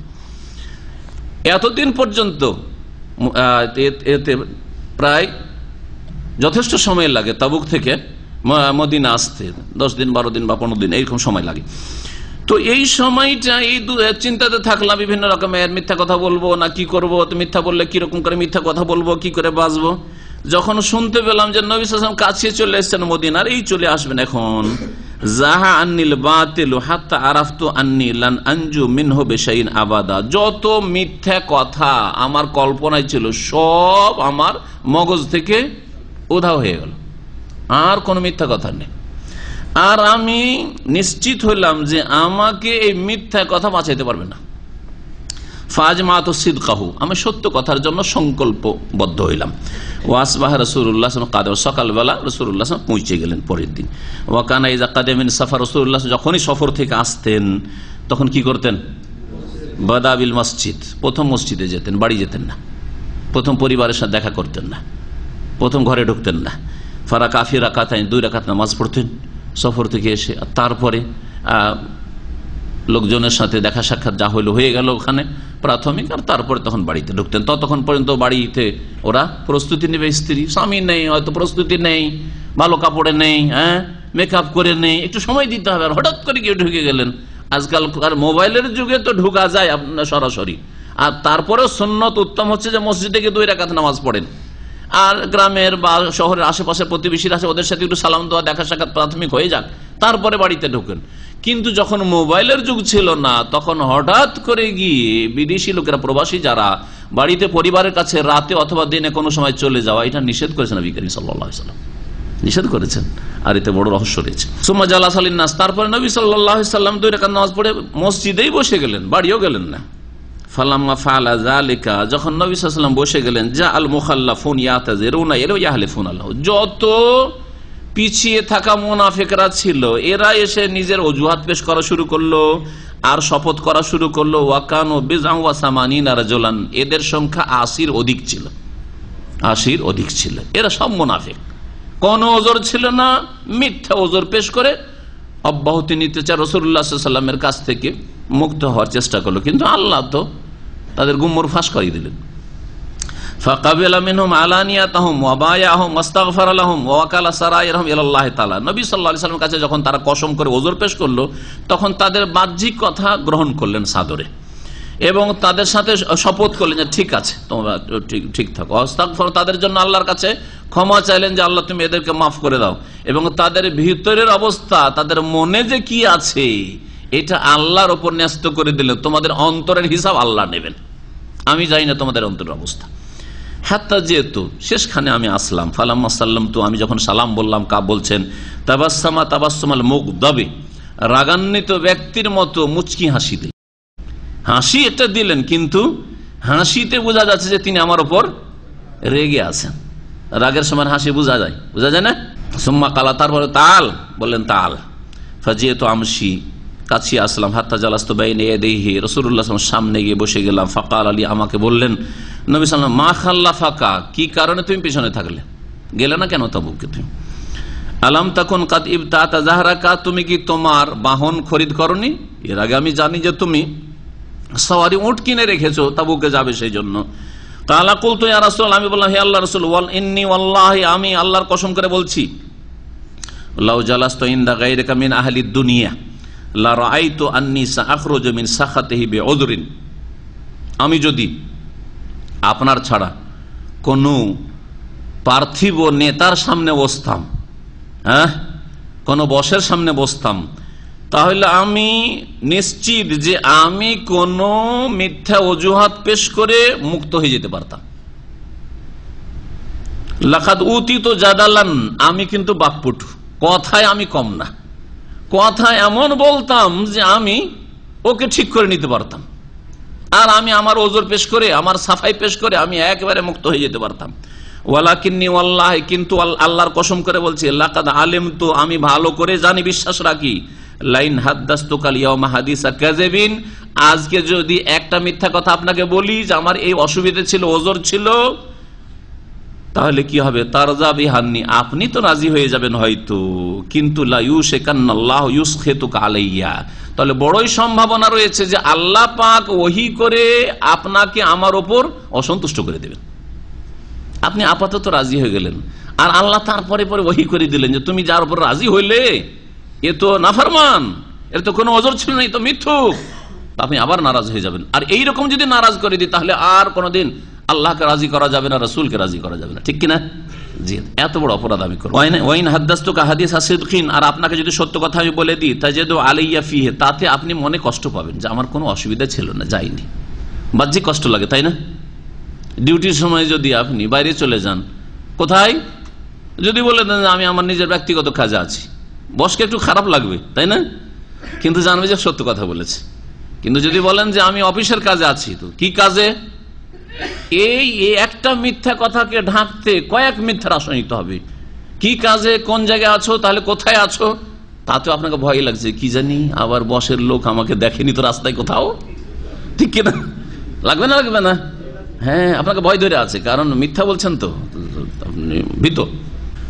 বলছেন যে আমি আপনাকে যদি সত্য কথা বলি আপনি তো মনে কষ্ট পাবেন। ইন্নিল্লা আরজু ফিহি উকবাল্লাহি আযজা ওয়া জাল্লা, কিন্তু এতে আমি আল্লাহর কাছ থেকে সুপরিণতির আশা রাখি, যে আমার পরিণতি ভালো হবে সত্য কথা বলে। ওয়ামা ওয়াল্লাহি মা কানা লি মিন উযরিন, আমার কোনো অসুবিধা ছিল না, ওজর ছিল না। ওয়াল্লাহি, আল্লাহর কসম করে বলছি, মা কুনতু কাত্তু আকওয়া ওয়ালা আইসারা মিন হিনা তাখাল্লাফতু আনকা, আপনার সাথে যে যাইনি পিছিয়ে থেকে গেছিলাম, তখন যত আমি শারীরিক দিকে সুস্থ আর শক্তিশালী ছিলাম, আর অর্থের দিক থেকে আমি সচ্ছল ছিলাম, এইরকম সচ্ছল আর সুস্থ কখনো আমি ছিলাম না, এইরকম কোনো আমার ওজর ছিল না। কালা ফাকালা রাসূলুল্লাহ সাল্লাল্লাহু আলাইহি ওয়াসাল্লাম, তখন রাসূলুল্লাহ বললেন, আম্মা হাযা ফাকাদ সাদাকা, এই ব্যক্তি সত্য কথা বলেছে। মুনাফিকদের ক্ষেত্রে এই কথা বলেননি যে এরা সত্য কথা বলেছে। কসম যখন করছো আর তোমরা যখন বলছো তোমাদের ওজর আছে, ঠিক আছে, তোমাদের ভিতরেটা আল্লাহর জন্য ছেড়ে দিন, আল্লাহ হিসাব নেবেন, আর বাহ্যিক তোমাদের অজুহাত গ্রহণ করলাম, আর কিছু বলবো না তোমাদেরকে। কিন্তু এই কথা বলেননি যে সত্য কথা বলেছে এরা। এই সাহাবী সম্পর্কে বলছেন রাসূলুল্লাহ সাল্লাল্লাহু আলাইহি ওয়াসাল্লাম, এই ব্যক্তি সত্য কথা বলেছে। ফাকুম, যাও, তাহলে তুমি যাও, হাত্তা ইয়াকজি আল্লাহ ফিক, আল্লাহ তোমার সম্পর্কে চূড়ান্ত ফয়সালা করবেন, আমি আর কিছু বলবো না। ওয়াসারা রিজালুম বানি সালমা ফাত্তাবাউনি, বানু সালামার কিছু লোক হিতাকাঙ্ক্ষী দরদি ছিল, তারা আমার পিছনে পিছনে ছুটলো যখন আমি বেরিয়ে গেলাম মজলিস থেকে। ফাকালুল, তারা বলল, ওয়াল্লাহি মা আলিমনাকা আযনাবতা যামবান ক্বাবলা হাযা, আল্লাহর কসম করে বলছি জীবনে তুমি একটা গুনাহ করনি, এই একটা ভুল করেছো যে তুমি যাওনি তাবুকে, তাহলে তুমি একটা ওজর পেশ করতে অসুবিধা কি ছিল? জীবনে তো কোনো গুনাহ করনি তুমি, তুই একটা গুনাহ করেছো, একটা যদি বলেও দিতে যে আমার এরকম অসুবিধা ছিল কিছু পারিবারিক, আর কিছু না কিছু কারো সমস্যা থাকতে একটা কিছু বলে দিতে। পরামর্শ দিচ্ছে যে তুমি এরকম সত্য কথা বলে দিলে, তারপরে তোমার ব্যাপারটা এরকম ঝুলন্ত থেকে গেল। লাকাদ আজাজতা ফি আন লা তাকুনা ইতাজারতা ইলা রাসূলিল্লাহ সাল্লাল্লাহু আলাইহি ওয়াসাল্লাম বিমা ইতাজারা বিহিল মুখাল্লাফুন, এই মুনাফিকরা যারা পিছিয়ে ছিল তারা অজুহাত পেশ করতে পারলো, তুমি একটা ওজর পেশ করতে পারলে না? কোন একটা ওজর পেশ করে দিতে তুমি। ফাকাদ কানা কাফিকা যামবাকা ইস্তিগফারু রাসূলিল্লাহ সাল্লাল্লাহু আলাইহি ওয়াসাল্লাম লাকা, তারপরে রাসূলুল্লাহ সাল্লাল্লাহু আলাইহি ওয়াসাল্লাম মুনাফিকদের জন্য আল্লাহর কাছে ক্ষমা চাইলেন, তোমার জন্য আল্লাহর কাছে ক্ষমা চাইতেন। হ্যাঁ, আর একটা অজুহাত পেশ করে দিতে, বেঁচেও যেতে, আর রাসূলুল্লাহ সাল্লাল্লাহু আলাইহি ওয়াসাল্লাম দোয়াও পেয়ে যেতে যে আল্লাহ তুমি কাবকে মাফ করে দাও, হয়ে যেত, মাফ হয়ে যেত। পরামর্শ এমন না যে মিথ্যা কথা বললে তুমি পাপী হয়ে থেকে যেতে, এটা না, তারাও মুসলিম, কিন্তু বলছে যে রাসূলুল্লাহ দোয়া পেতে, রাসূলুল্লাহ তোমার জন্য ক্ষমা চাইতেন আল্লাহ পাকের কাছে, যার ফলে তোমার আল্লাহ মাফ করে দিতেন, একটু ওজর পেশ করতে অসুবিধাটা কি ছিল? এটা কিছু একটা অজুহাত পেশ করে দিতে। কালা বলছেন, ফাওয়াল্লাহি মা যালু ইউআন্নিবুনানি, এমন ওরা আমাকে তিরস্কার করা শুরু করলো। হ্যাঁ, এরকম হয় না কোন কেসের ক্ষেত্রে, বিচার সালিসের ক্ষেত্রে, এই তুই এরকম করে কেন বললি না? আপনজন যারা থাকে ওকে বাঁচাইবার জন্য, তুই এরকম করে কেন বললি না, তুই এরকম কেন বললি না, তুই এটা কেন বললি, করে না, করেন না? হ্যাঁ, তো ওই রকমই অবস্থাটা। বলছি এমন আমাকে এরা তিরস্কার করা শুরু করলো আর ধমকানো চমকানো শুরু করলো। হাত্তা আরাদতু আন আরজা ইলা রাসূলিল্লাহ সাল্লাল্লাহু আলাইহি ওয়াসাল্লাম ফাউকাযিবা নাফসি, আমার মনে মনে একবার খেয়াল হলো যে যাই ফিরে যায় রাসূলুল্লাহর কাছে, যে ফিরে গিয়ে বলি যে ইয়া রাসূলুল্লাহ, আগে যেটা বলেছিলাম যে কোনো অসুবিধা ছিল না, এটা আসলে ভুল বলেছি, একটু অসুবিধা ছিল, বলার একটা নিয়ত হইল, যে নিজেকে বলি আগে কথাটা মিথ্যা ছিল এখন ঠিক বলছি, এরকম বলার একটা নিয়ত হইল। সুম্মা কুলতু লাহুম, তারপরে তাদেরকে বললাম, হাল লাকিয়া হাযা মাইয়া মিন আহাদিন, আচ্ছা আমার যে অবস্থা ঘটেছে এইরকম কি আর কাউরি ঘটেছে?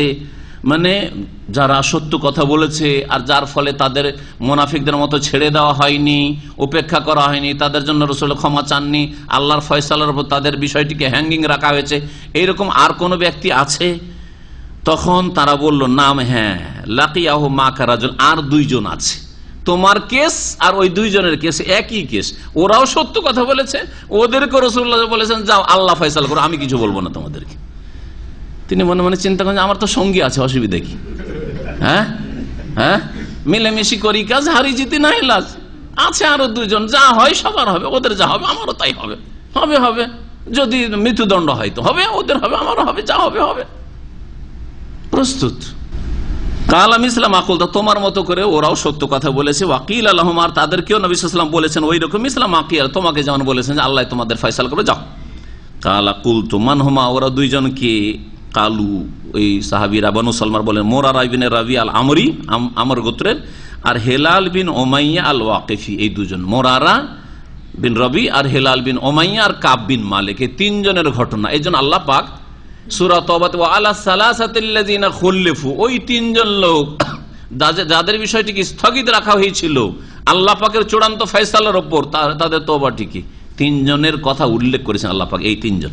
কালা ফাযাকারুল রাজুলাইনি সালিহাইনি কাদ শাহিদা বাদরান ফীহিমা উসওয়া, আমি দেখলাম যে এরা তো ভালো মানুষ, এরা বড় নেক লোক, আর এরা দুইজনে আবার বদর যুদ্ধে হাজির হয়েছে, আর বদরে যারা গিয়েছে তাদের সম্পর্কে আল্লাহ আগেই ঘোষণা করেছেন। কি ঘোষণা?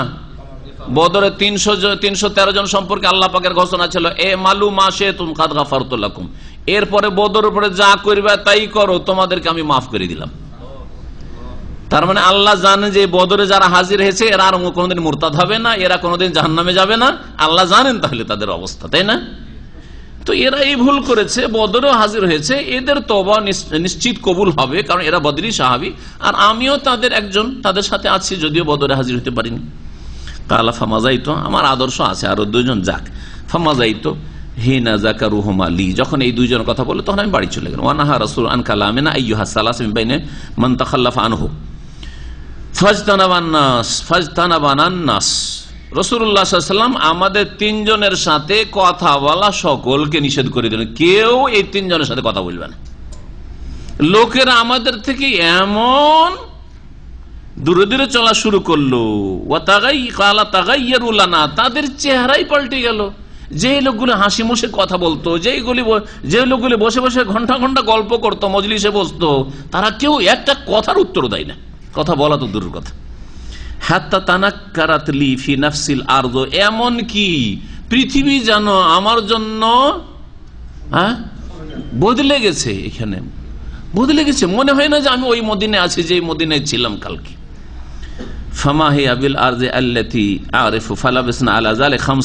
এইরকম 50 দিন পর্যন্ত অবস্থাটা থেকে গেল।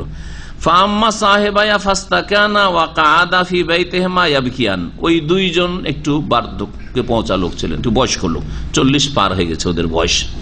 তো যখন 40 পার হওয়া লোক, ওরা বাড়িতে গিয়ে একবার নির্জনে বসে গেল। কেউ যখন আমাদের সাথে কথা বলবে না, আর সবাই বয়কট করেছে, আর রাত দিন তারা কান্না করে। মুরারা ইবনে রাবি আর হেলাল বিন উমাইয়া রাত দিন তারা কান্না করতে থাকে। ও আম্মানা, আমি তো যুবক মানুষ। কাব বিন মালিক বলছেন, ফাকুনতু আশাব্বাল কওম, আমি যুবক মানুষ তো বাড়িতে বসে থাকতে পারে না, ওকে এদিক ওদিক যাওয়া তো অভ্যাস, বাইরে যেতে হবে, একটু ঘোরাঘুরি করবে। ওয়াজলাদাহুম, আর বড়ই মানে শারীরিক দিক থেকেও বড় শক্তিশালী ছিলাম। ফাকুনতু আখরুজু, বের হইতাম, ফাআশহাদু সালাতা মাল মুসলিমিন, মসজিদ নববীতে মুসলিমদের সাথে নামাজে হাজির হইতাম। আতুফিল আসওয়াক, বাজারে ঘুরতাম, মসজিদে গেলেও কথা বলে না কেউ, বাজারে গেলেও কেউ কথা বলে না।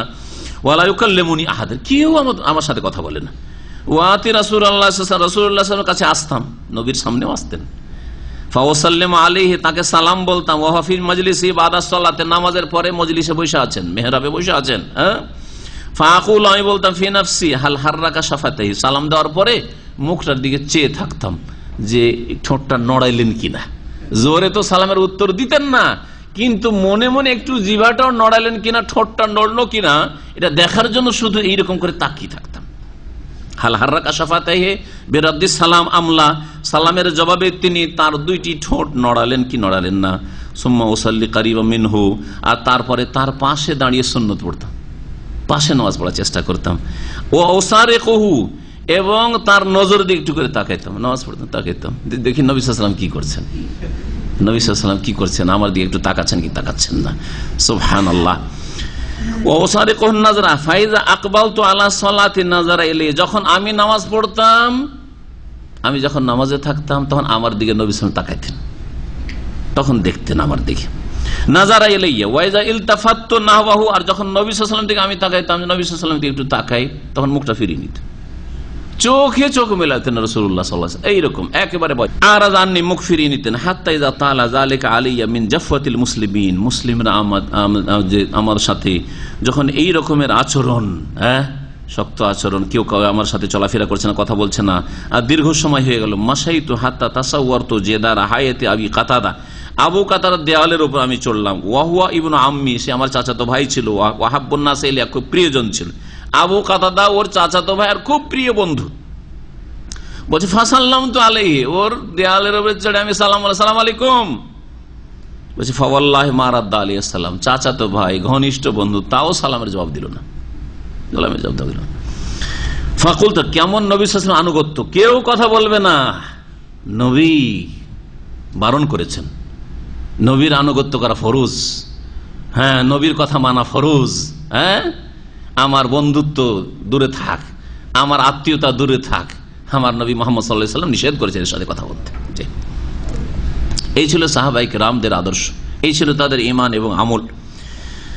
তো বলছেন যে ফাকুলতু লাহু, যখন সালামের জবাব আমার চাচাতো ভাই আর ঘনিষ্ঠ বন্ধু দিল না, ইয়া আবা কাতাদা, হে আবু কাতাদা, আনশুদুকা বিল্লাহ, তোমাকে আল্লাহর কসম দিয়ে বলছি, হাল তা'লামুনি উহিব্বুল্লাহ ওয়া রাসূলা, আচ্ছা তুমি আমাকে কি চেনো, জানো আমি আল্লাহকে রসুলকে ভালোবাসি কি বাসি না, বলো তো দেখি, একটা সত্য কথা তুমি বলো। সালামের জবাব তো দিলে না, আমি আল্লাহকে ভালোবাসি, রসুলকে ভালোবাসি, নাকি আমি মুনাফিক, ভালোবাসি না আল্লাহ রসুলকে। ফাসাকাতা, তাও জবাব, মানে এর জবাব নিয়ে একটা কথা বলার চান্স নেওয়ার চেষ্টা করলো, তাও কোনো জবাব নেই। ফাসাকাতা, চুপ থাকলে কোনো উত্তর নেই, ভালোবাসো বাসো না, কোনো উত্তর পেল না। ফাউদ্দু, আবার ফানাসাদ্দু, আবার কসম দিয়ে বলে, আল্লাহর কসম করে বলছি তুমি একটা কথা বলো। ফাসাকাতা, আবার নীরব। ফাউদ্দু ফানাসাদ্দু, 3 বার করে আল্লাহর শপথ দিয়ে বলছি, তুমি বলো তো আমি আল্লাহ এবং তার রসুলকে ভালোবাসি কি বাসি না। 3 বারের বেলা বলছেন আল্লাহ ওয়া রাসূলুহু আলাম, তুমি ভালোবাসো বাসো না, আল্লাহ বেশি ভালো জানেন এবং তার রসুল সাল্লাল্লাহু আলাইহি ওয়াসাল্লাম ভালো জানেন, আমি জানি না। ফাফাওয়াজা, তাই নয়, 2 চোখ দিয়ে আমার অশ্রু প্রবাহিত হলো, কাঁদতে শুরু করলাম। ও তাওয়াল্লাই, তো বাড়িতে ফিরে আসলাম। হাত্তা তাসাওয়ারতুল জিদার, আর তারপরে দেওয়ালে চাপলাম। ফাবাইনা আনা, ওই যে দেওয়ালে চেপেছিলেন, নেমে আসেন। ফাবাইনা আনা আমসি ফি সুকিল মদিনা, তারপরে মদিনার বাজারে একবার ওই 50 দিনের মধ্যে হাঁটাহাঁটি করছি। ইজ নাবাতিউন মিন নাবাতি আহলি শাম, শাম দেশ থেকে, শাম দেশ তখন রোমান খ্রিস্টানদের দখলে ছিল, শাম দেশ থেকে একজন নাবাতি খ্রিস্টান এসছে। মিম্মান কাদেমা বিত্ত আমি, যে খাদ্যদ্রব্য নিয়ে এসেছে, আবিয়হু বিল মদিনা, মদিনার বাজারে বিক্রি করার জন্য, ব্যবসা করার জন্য। শাম দেশে খুব গম হইতো, গম নিয়ে বা খাদ্যদ্রব্য নিয়ে এসেছে। সে এসে দেখেন, এতে থেকে বোঝা যায় এই ঘটনা। আগে তর্জমা শুনেন যে কি করছে এই লোক, এসে খ্রিস্টান এসেছে মদিনায় কি করতে, ব্যবসা করতে, কিন্তু গোয়েন্দাগিরি করতে এসেছে। জি হ্যাঁ, ব্রিটিশরা যখন কলকাতা এসেছিল, ইস্ট ইন্ডিয়া কোম্পানি কি করতে এসেছিল, ওই যে ব্যবসা করতে, কিন্তু ব্যবসা করতে আসেনি, কি করতে এসেছিল, ভারত দখল করতে এসেছিল।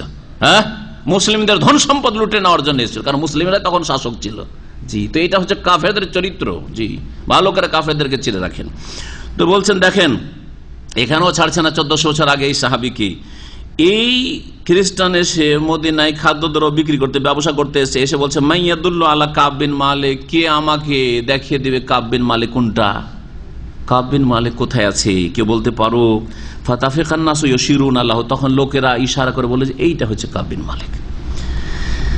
এলাইয়া হাত্তা জাআনি, আমার কাছে ওই খ্রিস্টান আসলো ব্যবসায়ী। ফাদাফাই এলাইয়া কিতাবান মিন মালিক গাসসান, আমাকে একটা চিঠি দিল, হস্তান্তর করলো। আর সেই চিঠি গাসসানের রাজার পক্ষ থেকে, রাজা চিঠি লিখছে একজন রাসূলুল্লাহ সাল্লাল্লাহু আলাইহি ওয়াসাল্লামের সাহাবীকে। দেখেন তাহলে কি করে এরা, চিন্তা করেন। জি, আজকে সালমান রুশদির মতো মুনাফিক মুরতাদগুলোকে, আর আতাসিমা নাসিরের মতো মুনাফিক মুরতাদগুলোকে কেন আশ্রয় দিবে না এরা, কেন আশ্রয় দেবে? এই তো পুরাতন ইতিহাসেদের, পুরাতন ইতিহাসেদের একটা চিঠি দিল। ওয়াকুন্ত কাতেবান, বলছে আমি লেখাপড়াও জানতাম। ফাকারাত, নিজেই পড়লাম, কারো সাহায্য নেওয়ার প্রয়োজন হয় না, কারণ অনেক সাহাবী লেখাপড়া জানতেন না, বরং মেজরিটি লেখাপড়া জানতেন না। ফাকারাত, তাতে লেখা আছে আম্মাবাদ, হ্যাঁ, অতঃপর ফাইন্নাহু কাদ বালাগানা, আমাদের কাছে সংবাদ পৌঁছেছে। রাজা লিখছে, কি সংবাদ পৌঁছেছে? আন্না সাহেবাকা কাদ জাফাকা, তোমার সঙ্গী মুহাম্মদ সাল্লাল্লাহু আলাইহি ওয়াসাল্লাম তোমার উপর জুলুম অত্যাচার করেছে। জুলুম অত্যাচার করেছে। ওয়ালাম ইয়াজআল কাল্লাহু বেদারে হাওয়ানিন ওয়ালা মুদাইয়াতিন, আর তোমাকে আল্লাহ পাক এমন জায়গায় থাকতে বাধ্য করেননি যেখানে তুমি লাঞ্ছিত অপদস্থ, যেখানে তোমাকে তোমার সর্বনাশ করা হচ্ছে। কেন কোণঠাসা হয়ে ওখানে তুমি থাকবে? ফালহাক বিনা নোয়াসিক, আমাদের এখানে চলে আসো, শাম দেশে চলে আসো, খ্রিস্টান দেশে চলে আসো, আমরা তোমাকে সমবেদনা জ্ঞাপন করবো। নোয়াসিক মোয়াসাত মানে হচ্ছে সমবেদনা জ্ঞাপন করব, তোমার সাহায্য সহযোগিতা করব, তোমার যা কিছু লাগে আমরা দেব, আসো। ফাকুল তাহিনা কারাতহা, এই চিঠি পড়ার পরে তো আমি অবাক হয়ে গেলাম পড়ে। হাজিহি আইজান মিনাল বালা, আল্লাহ এটা তো আরো বড় মুসিবত। এতদিন তো যে মুসিবতে ছিলাম, এখন তো আমার ইসলাম কেড়ে নেওয়ার জন্য চিঠি চলে এসছে, আমাকে মুরতাদ বানিয়ে দেওয়ার জন্য ষড়যন্ত্র চলছে, চিঠি চলে এসছে খ্রিস্টান রাজার তরফ থেকে, বুঝতে পারছেন। ফাতায়াম্মাম তো বেহাত্তানু, তাড়াতাড়ি ওটাকে নিয়ে আমি চুলহার কাছে গেলাম। ফাসাজার, তার সাথে সাথে চিঠিকে জ্বালিয়ে দিলাম, পুড়িয়ে দিলাম, যে চিঠি থাকবেও না আর ওই আমার কল্পনা আমার ওই অন্তরে আসবে না। হাত্তাই এদা মাজাত আরবাউনা মিনাল খামসিন, 50 দিনে যখন 40 দিন পার হয়ে গেল, ওয়াস্তাল বাসাল ওহি আসে না 40 দিন ধরে, কোনো না তওবা কবুল হইল না, ওই আসে না। এজা রাসূলুল্লাহ ইয়াতিনি, হঠাৎ করে রাসূলুল্লাহ সাল্লাল্লাহু আলাইহি ওয়াসাল্লামের প্রেরিত দূত আমার কাছে এসে উপস্থিত হলেন, আর এসে বললেন কোন একজন সাহাবী, ইন্না রাসূলুল্লাহ সাল্লাল্লাহু আলাইহি ওয়াসাল্লাম ইয়ামুরুকা আন তাতাযালা ইমরাতাকা। 40 দিন পরে নবী সাল্লাল্লাহু আলাইহি ওয়াসাল্লামের দূত এসে বলছেন যে রাসূলুল্লাহ আমাকে পাঠিয়েছেন দূত করে, তোমাকে নির্দেশ দিচ্ছেন যে তোমার স্ত্রী থেকে তুমি পৃথক হয়ে যাও, এই স্ত্রীর সাথে কথা বলতে পারবে না, তুমি এই স্ত্রীর সাথে তুমি থাকতে পারবে না। ফাকুল, তো আমি বললাম, ও তাল্লিকুহা আম্মা আফাল, নবী কি হুকুম করেছেন, তালাক দিতে বলেছেন নাকি শুধু আলাদা করে রেখে দেবো, ও অন্য ঘরে থাকবে আমি অন্য ঘরে থাকবো, কোনটা উদ্দেশ্য? যদি তালাক দিতে বলেন তো তালাক দিতে হবে, কি বলেছেন তিনি? ফাকাল, আল্লাহ তালাক দিতে বলেননি, বাল ইতাজিলহা, তুমি দূরে থাকো, ফালা তাকরাবান্নাহা, তার কাছে যাবে না, মানে তার সাথে সহবাস করা তোমার নিষেধ, তার সাথে তোমার ঘুমানো নিষেধ, ঘর আলাদা করে দাও। এইভাবে 10 দিন কাটলো, 40 দিন পরে বাকি যে 10 দিন এইরকম কাটলো। ওয়ারসালা ইলা সাহিবে বেমিসলিজা, এইরকমই খবর দিয়ে ওই দুজন যে আমার সঙ্গী হেলাল বিন উমাইয়া আর মুরারা বিন, তাদের কাছে এই সংবাদ পাঠানো হইলো যে তোমরা তোমাদের বিবি থেকে আলাদা হয়ে যাও। ফাকুলতু লিমরাতি, আমার স্ত্রীকে বললাম, ইলহাকি বিআহলিকি, তুমি আমার বাড়িতে থাকো না, যাও তোমার বাবার বাড়ি চলে যাও, পরিবারের কাছে চলে, ফাকুন ইনদাহুম, তাদের বাড়িতেই থাকো, হাত্তা ইয়াকজি আল্লাহ ফি হাযাল আমর, যতক্ষণ পর্যন্ত আল্লাহ এই বিষয়ে কোনো ফয়সালা না করেন। ফাজাত ইমরাতু হিলাল বিন উমাইয়া, আমার স্ত্রী তো চলে গেল বাপের বাড়ি, ভাইদের বাড়ি, কিন্তু হিলাল বিন উমাইয়া বৃদ্ধ মানুষ, অচল মানুষ, তার স্ত্রী রাসূলুল্লাহ সাল্লাল্লাহু আলাইহি ওয়াসাল্লামের কাছে দরখাস্ত করার জন্য আসলো। এসে বলল, ফাকালাত ইয়া রাসূলুল্লাহ ইন্না হিলাল বিন উমাইয়া শাইখুন দায়ুন, হিলাল বিন উমাইয়া আমার স্বামী যে সে বৃদ্ধ এবং সেই ব্যক্তি অচল হয়ে গেছে, লাইসা লাহু খাদেম, তার কোনো চাকর নকর দাস দাসীও কেউ নাই, তার দেখাশোনা কে করে? ফাহাল তাকরাহু আন আখদেমাহু, আমি তার স্ত্রী হিসাবে তার খেদমত করব, আপনি অনুমতি দিচ্ছেন নাকি আপনি এটাও পছন্দ করেন না? আপনার যেটা হয় অনুমতি। কাল আল্লাহ, মানে আমি ঘৃণা মনে করি না, আমি অপছন্দ করি না, তুমি খেদমত করতে পারো। ওয়ালাকিন লা ইয়াকরাবান্নাকি, তবে তোমার কাছে যেন না আসে, অর্থাৎ তোমার সাথে মেলামেশা না হয়, এক বিছানায় ঘুমানো না হয়। ফাকালাত, সেই মহিলা বলল, ইন্নাহু ওয়াল্লাহি মা বিহি মিন হারকাতিন ইলা শাই, ও এত বুড়ো হয়ে গেছে যে ওর মধ্যে এই রকমের কোনো হরকতি নড়াচড়াই নেই, তার মানে তার মধ্যে যৌন চাহিদা বলতে কিছুই নেই, সুতরাং ওর প্রয়োজনই নেই। মনে মনে হয়তো বললেন, ওয়াল্লাহি মা যালা ইয়াবকি মুনযু কানা মিন আমরি, তারপরে আল্লাহর কসম করে বলছি আমার স্বামী ওই প্রথম দিন যেই দিন গেছে আপনার কাছ থেকে কাঁদতেই আছে, সবসময় কাঁদতেই আছে। মুনযু কানা মিন আমরিহি মা কানা, যা হওয়ার যে হয়েছে আপনার মজলিস থেকে গেছে, ইলা ইয়াউমি হাযা, আজ পর্যন্ত কাঁদতে আছে। ফাকাল আলী বাজু আহলি লাউ ইস্তাজানতা রাসূলুল্লাহ ফি ইমরাতিকা, কাব বিন মালিক বলছেন আমার পরিবারের কিছু সদস্য তারা বলল যে দেখো হেলালের বিবি গিয়ে কমপ্লেন করলো যে আমার খেদমত করার প্রয়োজন রয়েছে, আমার স্বামী অচল, তো অনুমতি দিয়েছেন, তো তুমিও এক কাজ করো, তোমার বিবিকে পাঠিয়ে দাও, অথবা তুমি গিয়ে বলো যে আমার অসুবিধা আছে, আমার বিবিটা শুধু আমার খেদমত করবে, যাও দরখাস্ত করো। লাউ ইস্তাজানতা রাসূলুল্লাহ, নবী সাল্লাল্লাহু আলাইহি ওয়াসাল্লামের কাছে যদি অনুমতি চেয়ে নাও তোমার বিবির ব্যাপারে, ফাকাদ আযানা লা ইমরাতি হিলাল বিন উমাইয়া, হিলাল বিন উমাইয়ার স্ত্রীকে অনুমতি দিয়েছেন খেদমত করার জন্য। ফাকুলতু, আমি বললাম, লা আস্তাজান ফিহা রাসূলুল্লাহ সাল্লাল্লাহু আলাইহি ওয়াসাল্লাম, আমি নবীর কাছে অনুমতি চাইতে যাব না, আমি এই কাজ করতে পারবো না। ওয়া মা ইউদরিনি মাযা ইয়াকুলু রাসূলুল্লাহ ইযা আস্তাজানতুহু ফিহা, আমি কেমন করি বা জানবো যদি অনুমতি চাইতে যায় আর অনুমতি না দেন তিনি? আমি যুবক মানুষ, আমাকে অনুমতি নাও দিতে পারে, তিনি বৃদ্ধ মানুষ, বৃদ্ধর খেদমতে অনুমতি দিয়েছেন। ওয়ানা রাজুলুন শাব, আমি যুবক মানুষ। ফালাবেস্ত বেজারিক আশারান, আর বাকি 10 দিন পুরা হইল। 10 দিন যখন পুরা হয়ে গেল, ফাকামুল আলানা খামসুনা লাইলা, টোটাল কতদিন হয়ে গেল? 50 রাত পুরা হয়ে গেল। মিনহিনে নহিয়ান কালামিনা, সেই দিন থেকে, যেই দিন থেকে আমাদের সাথে কথা বলা নিষেধ করা হয়েছে সাহাবাই কেরামগণকে। সুম্মা সাল্লাইতু সালাতাল ফজর সাবাহ 50 লাইলা, 50 রাত পুরা হয়ে যে ফজরের নামাজ, ওই ফজরের নামাজ আমি পড়লাম আলা জাহরে বাইতিন মিন বুয়ুতিনা, আমাদের কোন বাড়ির এক ছাদে। কেউ কথা বলে না তো মধ্যে, নিজের বাড়িতে নামাজ পড়েছে, কারোর সাথে কোনো কথা নেই, কেউ সব বয়কট করেছে, বাড়ির ছাদের উপরে নামাজ পড়েছে সেই দিন ফজরের।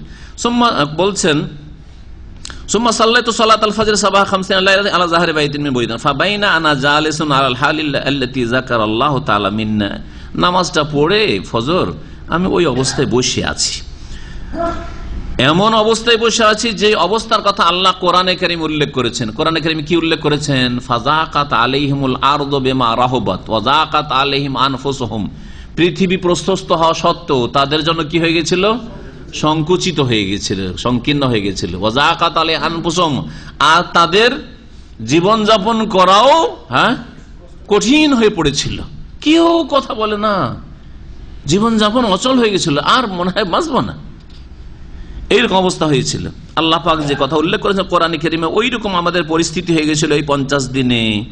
হঠাৎ করে শুনলাম কি সামিআতু সাওতা সারিখিন আও ফাআলা সিলা ইয়াকুলু বিআলা সাওতিহি, আমি একজন চিৎকারকারী ঘোষকের আওয়াজ শুনলাম। সে সেলা নামক পাহাড়, সেলা একটি বড় পাহাড় রয়েছে মসজিদ নববী থেকে বেরিয়ে খন্দকের দিকে গেলে জাবালে সেলা বলা হয়, ওই পাহাড়ের উপরে চড়ে বলছে ইয়াকুলু বিআলা সাওতি, বড় উচ্চ স্বরে চিৎকার করে বলছে, ইয়া কাব বিন মালিক, হে কাব বিন মালিক, আবশির, তোমার জন্য সুসংবাদ, সুসংবাদ তোমার জন্য। ফাখারারতু সাজেদান, এই শুনতে মাত্রই আমি সাথে সাথে ওখানে সিজদায় লুটিয়ে পড়েছি। কিসের সিজদা এটা? শুকরানা সিজদা। তাহলে ইসলামে কি আছে? শুকরানা, খুশির খবর হলে শুকরানা সিজদা আছে, বুঝছেন না? শুকরানা 2 রাকাত নামাজ পড়ার স্পষ্ট দলিল না। আমাদের দেশের লোকেরা শুকরানা নামাজ পড়ে, শুকরানা সিজদা করে, যেটা হাদিস আছে ওইটা করেন। যতগুলি পাবেন, যদি দেখেন আমাদের দেশে আমল, জয়ীফটা আমল করে, সহিটা করে না, আর না হলে যেটা সুন্নাত ওইটা করে না, আরেকটা করে, এইরকম হইলে অবস্থা। আমাদের দেশের খাবারের দোয়াগুলি দেখবেন ম্যাক্সিমাম ওই জয়ীফ দোয়াটা মুখস্থ আছে, আলহামদুলিল্লাহিল্লাযী আতামানা ওয়া সাকানা ওয়া জাআলানা মিনাল মুসলিমিন বা মুসলিমিন, ওইটা মুখস্থ আছে জয়ীফ। কিন্তু সহিগুলো আলহামদুলিল্লাহিল্লাযী আতামানি হাযা ওয়া রাযাকানি মিন গায়রি হাওলি মিন্নি ওয়ালা কুওয়া, আল্লাহুম্মা বারিক লানা ফীহি ওয়া আতিমনা খায়রা মিনহু, মুখস্থই নেই। কবর জিয়ারতে সহিটা মুখস্থ নেই, সহি মুসলিমেরটা মুখস্থ আছে, কোনটা? জয়ীফটা মুখস্থ আছে, তিরমিজিতে যেটা আছে। অধিকাংশ ক্ষেত্রে এইরকম অবস্থা। সেজদায় আমি পড়ে গেলাম, সেজদায় শুকুর, শুকরিয়ার সেজদা আছে, নামাজের বাইরে সেজদায় শুকুর আছে। আর কোন সেজদা আছে? সেজদায় তেলাওয়াত, কোরআনে কারীমের 15টি জায়গায় সেজদায় তেলাওয়াত রয়েছে, এই হচ্ছে সেজদা। আর এমনি নফল সেজদার কোনো ইবাদত নেই, যেটা আমাদের তবলিগি ভাইরা করে থাকে, দেখেছেন? এখানে মাঝে মাঝে মসজিদ, একদিন এক ইন্ডিয়ান পেয়েছে হায়দ্রাবাদী, আমার পাশে নামাজ পড়েছে, তা আর একজন বৃদ্ধ লোক, আবার মদিনা পড়া, কিন্তু ব্যবসা করে, বাটকেল ইন্ডিয়ান, ও আমার সাথে, ও এক মাদানি কিন্তু ব্যবসায়ী, সে আমার সাথে আছে, আমাকে ভালো করে সে জানে। ওই হায়দ্রাবাদের নতুন লোক, হয়তো দূরে থাকি একটু, সালাম ফিরে তসবিহ তাহলিল কি করলো না করলো, তারপর অনেকক্ষণ পরে একটা সেজদা করলো, সেজদা করে দাঁড়িয়ে আবার সুন্নাত পড়া শুরু করবে মনে হয়, অথবা চলে যাবে এরকম। তো ওই সময় যেমনই সেজদাটা করা হয়েছে তেমনই সালাম দিয়ে ওকে বললাম যে প্রথম একটু ভূমিকা, তো ভূমিকাতেই যেন সে অসন্তুষ্টি প্রকাশ, বুঝতে পারছে যে কি বলবে হয়তো, সেজন্য আগে থেকে ওর মুডটাই একটু আলাদা, একবারে মেজাজি মুড। তারপরে যখন দেখলাম মেজাজ মুড, একে ঠান্ডা তো করা যাচ্ছে না, তো হক কথাটা তো বলতে হয়। বললাম যে এই যে সেজদা করলেন, এটা কোন সেজদা? বলে খোলো, কি অসুবিধা কি? আমাকে বলছে অসুবিধা কি? আমাদের অসুবিধা এই যে এটা কি কোনো হাদিসে আছে এরকম সেজদা? আর কিছু বলছেন। তো একটু মানে মেজাজটা যেন গরম। তো আমার সাথে ওই বিরুদ্ধে যে মাদারি সাহেব ছিলেন, ওয়াইস মাদারি ইন্ডিয়ান, সে বলছে যে আফসার শেখ বললায়, ইসলামিক সেন্টারকে শেখ বললায়। তখন একটু চুপ হয়ে টান দিয়ে মসজিদ থেকে যে গেল, কিন্তু কবুল করলো না কথা, হক কথা কবুল করলো না। তো বিদআত এমন করে এদেরকে গ্রাস করেছে যে সুন্নতের কথা বললে গায়ের জ্বালা হয়ে যায়, বুঝতে পেরেছেন? ইন্ডিয়া, বাংলাদেশ, পাকিস্তানে এত বিদআতের দেশ, সুবহানাল্লাহ, সুন্নতের কথা বললে অসন্তুষ্ট হয়।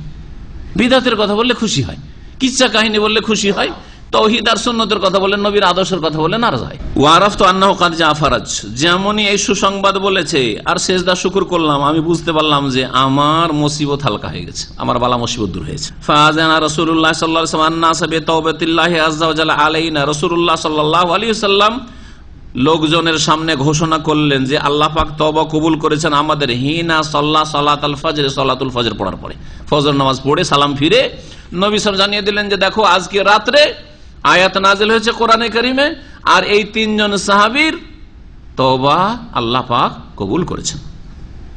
ফাযাহাবান নাসু ইউবাশশিরুনা, লোকেরা আমাকে সুসংবাদ দেওয়ার জন্য ছুটলো, ওরাও উদ্গ্রীব হয়ে আছে যে কখন এই বেচারা তওবা কবুল হবে বা এই তিনজনের তওবা কবুল হবে, কারণ জানে যে এরা খাঁটি মুমিন। ফাযাহাবা কিবালা সাহিবাইয়া মুবাশশিরুনা ওয়া রাকাদা ইলা রাজুল রাকাদা ইলাইয়া রাজুলুন ফারাসান ওয়া সাইন মিন আসলামা কিবালি, বলছেন যে আমার যে দুই সঙ্গী হেলাল বিন উমাইয়া আর মুরারা বিন রাবি, ওদের কাছে বেশ কিছু সুসংবাদদাতা ছুটেছে যে দ্রুত গিয়ে বুড়া মানুষ বাড়িতে আছে, ওদেরকে খবর দিয়ে। ওরা বাড়ি থেকে আর বেরোয় না, বাড়িতে কান্নাকাটি করছে। আর আমার কাছে এক লোক ছুটেছে ঘোড়াই চড়ে, ঘোড়ার পিঠে চড়ে, যদি উটের পিঠে তো লেট হবে, ঘোড়ার পিঠে চড়ে একেবারে দ্রুত ছুটেছে। আর একজন লোক দেখছে যে আমি সুসংবাদ আগে দিব, তো ঘোড়াতে তো একজন ছুটেছে, তা তো পারবো না ওকে। ওয়াসাইন, আর একজন দৌড় দিয়েছে মিন আসলাম, আসলাম গোত্রের আমার দিকে। ওয়াউফা আলাল জাবালে, দৌড় দিয়ে সে পাহাড়ের উপরে চড়েছে। পাহাড়ের উপরে চড়ে ফাকানা সাউতু আসরা মিনাল, পাহাড়ের উপরে চড়ে চিৎকার করে আমাকে বলছে ইয়া কাব, হে কাব, আবশির, সুসংবাদ, তোমার তওবা আল্লাহ কবুল করেছেন। এদিকে ঘোড়ার দৌড় আর এদিকে আওয়াজের দৌড়, কোনটা আগে পৌঁছিবে? আওয়াজটা। ওইটাই বলছেন সাহাবী, বলছেন ফাকানা সাউতু আসরা মিনাল ফারাস, এই ব্যক্তি চিৎকার করে যে আওয়াজ দিয়ে আমাকে সুসংবাদ দিয়েছিল, তার আওয়াজ ঘোড়ার আগেই আমার কাছে পৌঁছে গেছে, সে আগে সুসংবাদ আমাকে দিতে পেরেছে। ফালাম্মা জাআনি, আমার কাছে যখন আসলো, আল্লাযী সামি'তু সাউতাহু, যার আওয়াজটা আমি শুনতে পেয়েছি, আমার কাছে আসলো, ইউবাশশিরুনি, আর সরাসরি তারপরে সুসংবাদ দিল।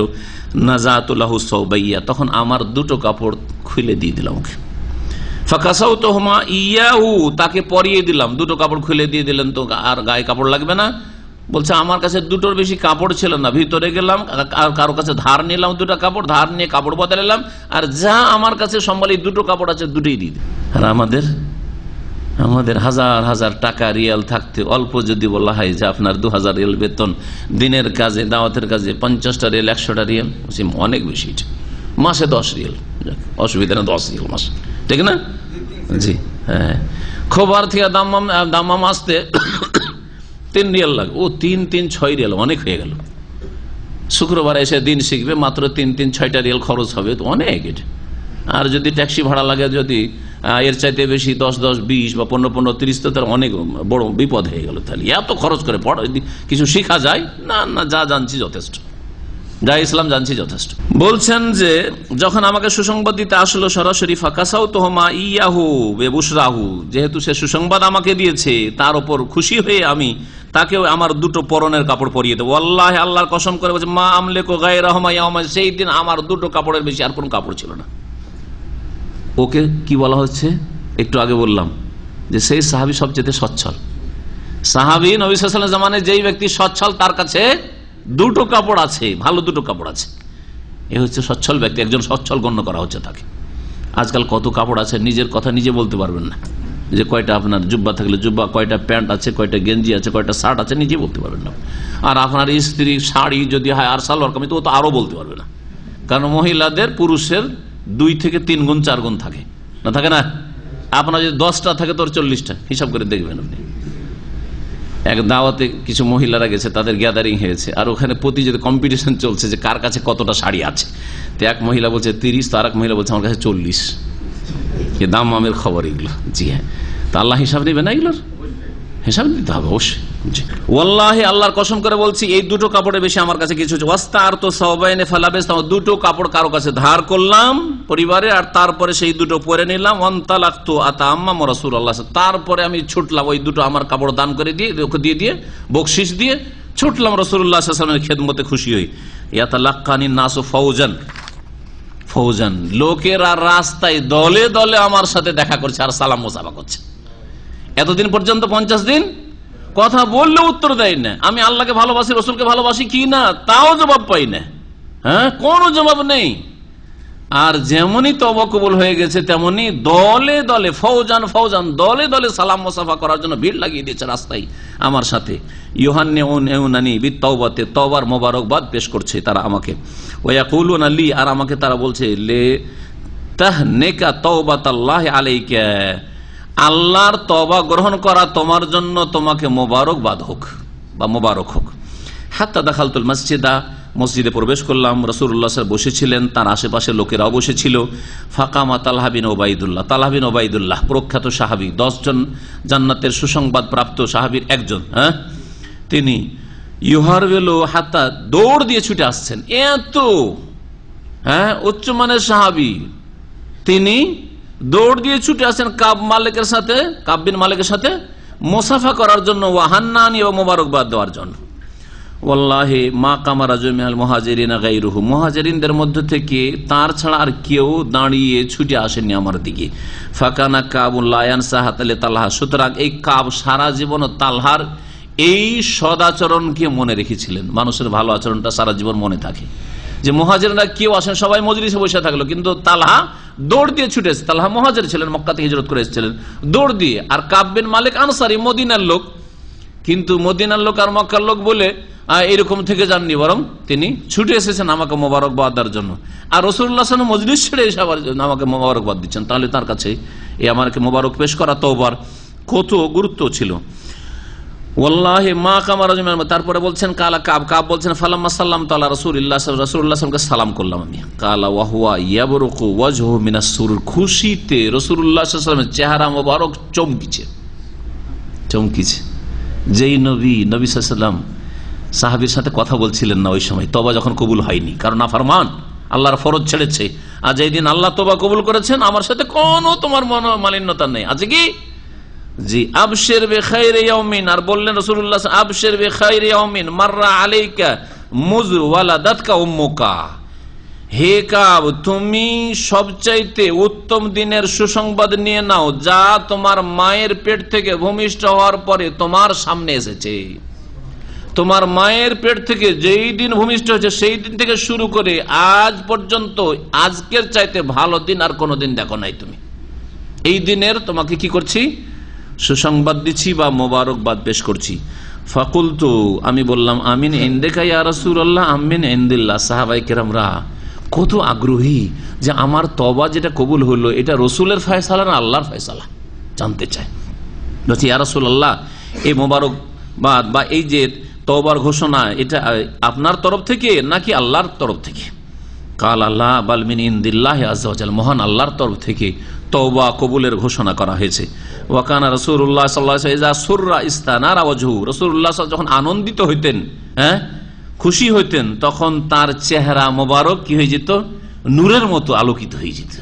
ইস্তানারা ওয়াজহু, আলোকিত হয়ে যেত। হাত্তা কান্না ওয়াজহু কিতাতু কামারিন, হাত্তা কান্না ওয়াজহু কিতাতু কামারিন, এমন কি তার চেহারা আনন্দিত অবস্থায়, খুশির অবস্থায় পূর্ণিমার চাঁদের মতো লাগতো, পূর্ণিমার চাঁদের মতো লাগতো। আংশিক এই তুলনা না পূর্ণ তুলনা, কোনো কিছুকে তুলনা করলে পূর্ণ তুলনা হয় না, তার সুন্দর দিকটার সাথে তুলনা হয়, ঠিক না? চাঁদের সাথে তুলনা, চাঁদ তো গোল, চাঁদ গোল কিনা? পূর্ণিমার চাঁদ গোল, চেহারা দেখতে ভালো লাগে না? একটু লম্বা হয়ে থাকলে ভালো লাগে, একটু লম্বা থাকলে ভালো লাগে। নবী সাল্লাল্লাহু আলাইহি ওয়াসাল্লামের চেহারা কি একবার চাঁদের মতো গোল ছিল না? একটু লম্বা টাইপের ছিল, সৌন্দর্য। তাহলে চাঁদ থেকে, চাঁদের সাথে যে তুলনা করা হয়েছে, কোন জিনিসটাকে নেওয়া হয়েছে? সৌন্দর্যটাকে নেওয়া হয়েছে, গোলাকারটাকে নেওয়া হয়নি, বুঝছেন না? জি হ্যাঁ। ওয়াকুন্না নারিফু যালিকা মিনহু, আর আমরা জানতাম যে নবী সাল্লাল্লাহু আলাইহি ওয়াসাল্লাম কখন খুশিতে আছেন, বুঝতে পারতাম চেহারা দেখলে। ফালাম্মা জালাস্তু বাইনা ইয়াদাইহি, যখন বসলাম তার সামনে, কুলতু বললাম ইয়া রাসূলুল্লাহ, হে আল্লাহ রাসূল সাল্লাল্লাহু আলাইহি ওয়াসাল্লাম, ইন্না মিন তাওবাতি আন আনখালিয়া মিন মালি সাদাকাতান ইলাল্লাহি ওয়া ইলা রাসূলিহি, আমার যখন তওবা কবুল হয়েছে, তো এই তওবা কবুলের বিনিময়ে আমি খুশি হয়ে আমার ধন সম্পদ যা আছে আমি আল্লাহর জন্য এবং আল্লাহ রসুলের জন্য সাদকা করে দিচ্ছি। সব ধন সম্পদ, হ্যাঁ, আল্লাহ আপনাকে কত কি দিচ্ছেন, একটা পয়সা খরচ করতে কষ্ট লাগে, ফিরি ফিরি শুধু খেতে চান যে অন্যের কি করে ক্ষয় করে খাওয়া দাওয়া করা যায়। আর পুরা ধন সম্পদ, তাও বাড়ির টাকা পয়সা নেই, জমি জায়গা বাগান, পুরা বাগানটাই দিয়ে দিচ্ছেন, সব দিয়ে দিচ্ছেন। মদিনার যত বাগান ছিল সব দিয়ে দিলাম সাদকা আল্লাহ এবং তার রাসূলের জন্য। ফাকালা রাসূলুল্লাহ বললেন, আমসিক আলাইকা বাযা মালিকা ফাহুয়া খায়রুন লাক, তোমার কিছু ধন সম্পদ তুমি তোমার কাছে রাখো, এটা তোমার জন্য কল্যাণকর হবে, তোমার ছেলে মেয়েরা আছে তাদের প্রয়োজন হবে। এটা হচ্ছে নবীর আদর্শ। আর পীরদের আদর্শ যেতে না আতা হ্যাঁ আনে দো, হ্যাঁ যত নজরানা, কেউ যদি না দেয়, আরে কিছু দিয়ে গেলেন না। একবার মাজারে তামাশা দেখতে গেছিলাম অনেক আগে, যখন নতুন নতুন যুবক মানুষ ছিলাম, 25-26 বছর বয়স, মাজারে তামাশা দেখতে। তো মাজারে গিয়ে ঘুরে ঘুরে আহলে হাদিস মানুষ আর কি কিছু ওসব জানি তাওহীদ আর সুন্নাত, তো খালি হাতে চলে, সবাই দিচ্ছে কিছু না কিছু দিচ্ছে। তো ওই যে মাজার নিয়ে বসে আছে বলছে কিছু নজরানা আপনারা দিয়ে যান। তা আমি একটু ঠাট্টা করে, তখন যুবক মানুষ বললো আমাদের কাছে দেওয়ার মতো কিছু নাই। বলছি কেমন কথা বলেন, ওলিউল্লাহর মাজারে এসছেন আর খালি হাতে চলে এসছেন, কিছু নাই আপনাদের কাছে, একটা টাকাও নেই। বলছি একটা টাকাও দেওয়ার মতো নাই, ওই দেওয়ার মতো লাগিয়ে দিছি। এটা হলো বাঁকা করা, মিথ্যা কথা হলো না। পকেটে আছে, আমার কাজের পয়সা আছে, শিরকি কাজে দেওয়ার জন্য আছে। এই যে তাওরিয়া প্রথম বললাম না, যে কথা আপনি বলছেন বাহ্যিক হয়তো মানে মিথ্যা, পকেটে টাকা আছে বলছে নাই, আমার দেওয়ার মতো টাকা নেই। আমার জীবনে ওইরকম একবার পূজার চাঁদা যাচ্ছে এক জায়গায় সফরে, মাদ্রাসা থেকে, আর রাস্তাতে টমটমে আছি, টমটম ঘেরে এনেছে হিন্দু যুবকটা, আর ওরা ওইসব পয়সা নিয়ে ধান্দা করে খাবে সব যুবক বলাবো। পূজার চাঁদা সবার কাছ থেকে, কেউ 5 টাকা 7 টাকা 10 টাকা যা পারলো দিল। শেষখানে আমাকে, কারণ দাড়িওয়ালা আমাকে দেখলো, তখন প্রথম যুগে দাড়ি একটু হয়েছে, আমি তো আল্লাহ আল্লাহ করছি যে জানটা বাঁচবে কিনা আল্লাহ ভালো জানে। এই এলাকাতে কিছু মুসলিমও আছে, আবার হিন্দুও মেজরিটি, কি যে হয় ভারতে। আলহামদুলিল্লাহ শেষখানে যখন আমাকে বললো যে আপনিও কিছু দেন, তাই বললাম আমার কাছে দেওয়ার মতো কিছু নেই। এই জবাবটাই দিয়েছিলাম, আমার কাছে দেওয়ার মতো কিছু নেই। আরে 1 টাকা তো দেন। বলছে 1 টাকা আমার কাছে দেওয়ার মতো নেই ভাই, আমি অনেক দূর সফরে যাচ্ছি, আর যাচ্ছিলাম কয়েকশো কিলোমিটার 300 কিলোমিটার দূর ওখান থেকে। আলহামদুলিল্লাহ বেঁচে গেলাম, আল্লাহ পাক তাদের অন্তরে ভীতি সঞ্চার করলেন, অথবা তাদেরকে ফিরিয়ে দিলেন, আল্লাহ পাক আমাকে হেফাজত করলেন ওই কাফেরদের অনিষ্ট থেকে। জি, যে আমার ধন সম্পদ যা আছে আল্লাহ এবং রাসূলের জন্য সাদাকা। নবী সাল্লাল্লাহু আলাইহি ওয়াসাল্লাম বললেন কিছু রাখো। ফাকুলতু, আমি বললাম যে ইন্নী উমসিকু সাহমিল্লাযী বিখাইবার, মদিনার সব বাগান দান করে দেন, রাখবো না আমি। আল্লাহর সন্তুষ্টির জন্য খুশি হয়ে আমি তওবা কবুল করেছেন, আমি সব দান করে দিলাম। তবে খাইবারে আমার একটা অংশ আছে, একটা জমি বাগান আছে, সেটা আমি রেখে নিলাম, ওইটা থাকলো শুধু আমার। ওয়াকুলতু ইয়া রাসূলুল্লাহ, আমি বললাম ইয়া আল্লাহর রাসূল, ইন্নাল্লাহ তাআলা ইন্নামা আনজানি বিসিদক, আল্লাহ আমাকে সত্য কথা বলার জন্য মুক্তি দান করেছেন। মিথ্যা বললে আমার উপর আল্লাহর গজব নেমে আসতো, আল্লাহ আমার মুখোশ খুলে দিতেন যে মিথ্যা কসম করেছে বা মিথ্যা কথা বলেছে। ওয়াইন্না মিন তাওবাতি, আর আমার তওবার অন্তর্ভুক্ত হচ্ছে আল্লাহ ওয়াহাদ্দিসা ইল্লা সিদকান মা বাকিতু, বাকি যতদিন আমি পৃথিবীতে বেঁচে থাকবো জীবনে কখনো মিথ্যা কথা বলবো না। এটা আল্লাহর সাথে ওয়াদা, আপনার সাথে ওয়াদা, যে আমাকে সত্য কথা বলার কারণে আল্লাহ আমাকে মুক্তি যখন দিয়েছেন, জীবনে সত্য ছাড়া আর মিথ্যা কথা কখনো বলবো না যতদিন বেঁচে আছে। ফাওয়াল্লাহি মা আলিমতু আহাদাম মিনাল মুসলিমিন আবলাহুল্লাহু তাআলা ফি সিদকিল হাদিস মুন যাকারতু যালিকা রাসূলুল্লাহ সাল্লাল্লাহু আলাইহি ওয়াসাল্লাম আহসান মিম্মা আবলানিল্লাহু তাআলা বিহি, আমাকে যেমন আল্লাহ পাক পরীক্ষা ফেলেছেন, এইরকম পরীক্ষায় সত্য কথা বলার জন্য কেউ পড়েনি কোনোদিন, এই পরীক্ষায় উত্তীর্ণ হয়েছে আমি। ওয়াল্লাহি মা তাআম্মাদতু কাযিবাতান মনুজ কুলতো জালিকা রাসূলুল্লাহ ইলা ইয়াউমি হাযা, আজ পর্যন্ত, অনেকদিন পরে বয়ান করছে শেষ জীবনে বলছেন যে আজ পর্যন্ত আর ওই যে বলেছিলাম রাসূলুল্লাহ সাল্লাল্লাহু আলাইহি ওয়াসাল্লাম জীবনে কোনো মিথ্যা কথা আর বলবো না, একটিও কথা ইচ্ছা করে কখনো মিথ্যা বলিনি। ওয়াল্লাহি ওয়া ইন্নী লা আরজু আন ইয়াহফাযিনাল্লাহু তাআলা ফিমা বাকিয়া, ওয়া ইন্নী লা আরজু আন ইয়াহফাযানি আল্লাহু তাআলা ফিমা বাকিয়া, আর আল্লাহ পাকের কাছে আশা রাখি যে বাকি যে কতদিন আমার হায়াত রয়েছে, সময় রয়েছে, আয়ু রয়েছে, তাতে যেন আল্লাহ আমার হেফাজত করেন মিথ্যা থেকে। এই দোয়া করলেন তিনি। তা বলছেন ফাআনজালাল্লাহু তাআলা, আল্লাহ পাক এই আয়াতগুলি নাযিল করেছেন, লাকাদ তাবাল্লাহু আলান নবী ওয়াল মুহাজিরিন ওয়াল আনসার, নিঃসন্দেহে আল্লাহ পাক তওবা গ্রহণ করেছেন নবীর, মুহাজিরিনদের, আনসারদের। তারা এই ভুল করেননি, কিন্তু তাদের কথা প্রথম উল্লেখ করা হয়েছে, কারণ সবাই তওবার মুখাপেক্ষী বান্দা হিসাবে তাদের কথা উল্লেখ করেছেন।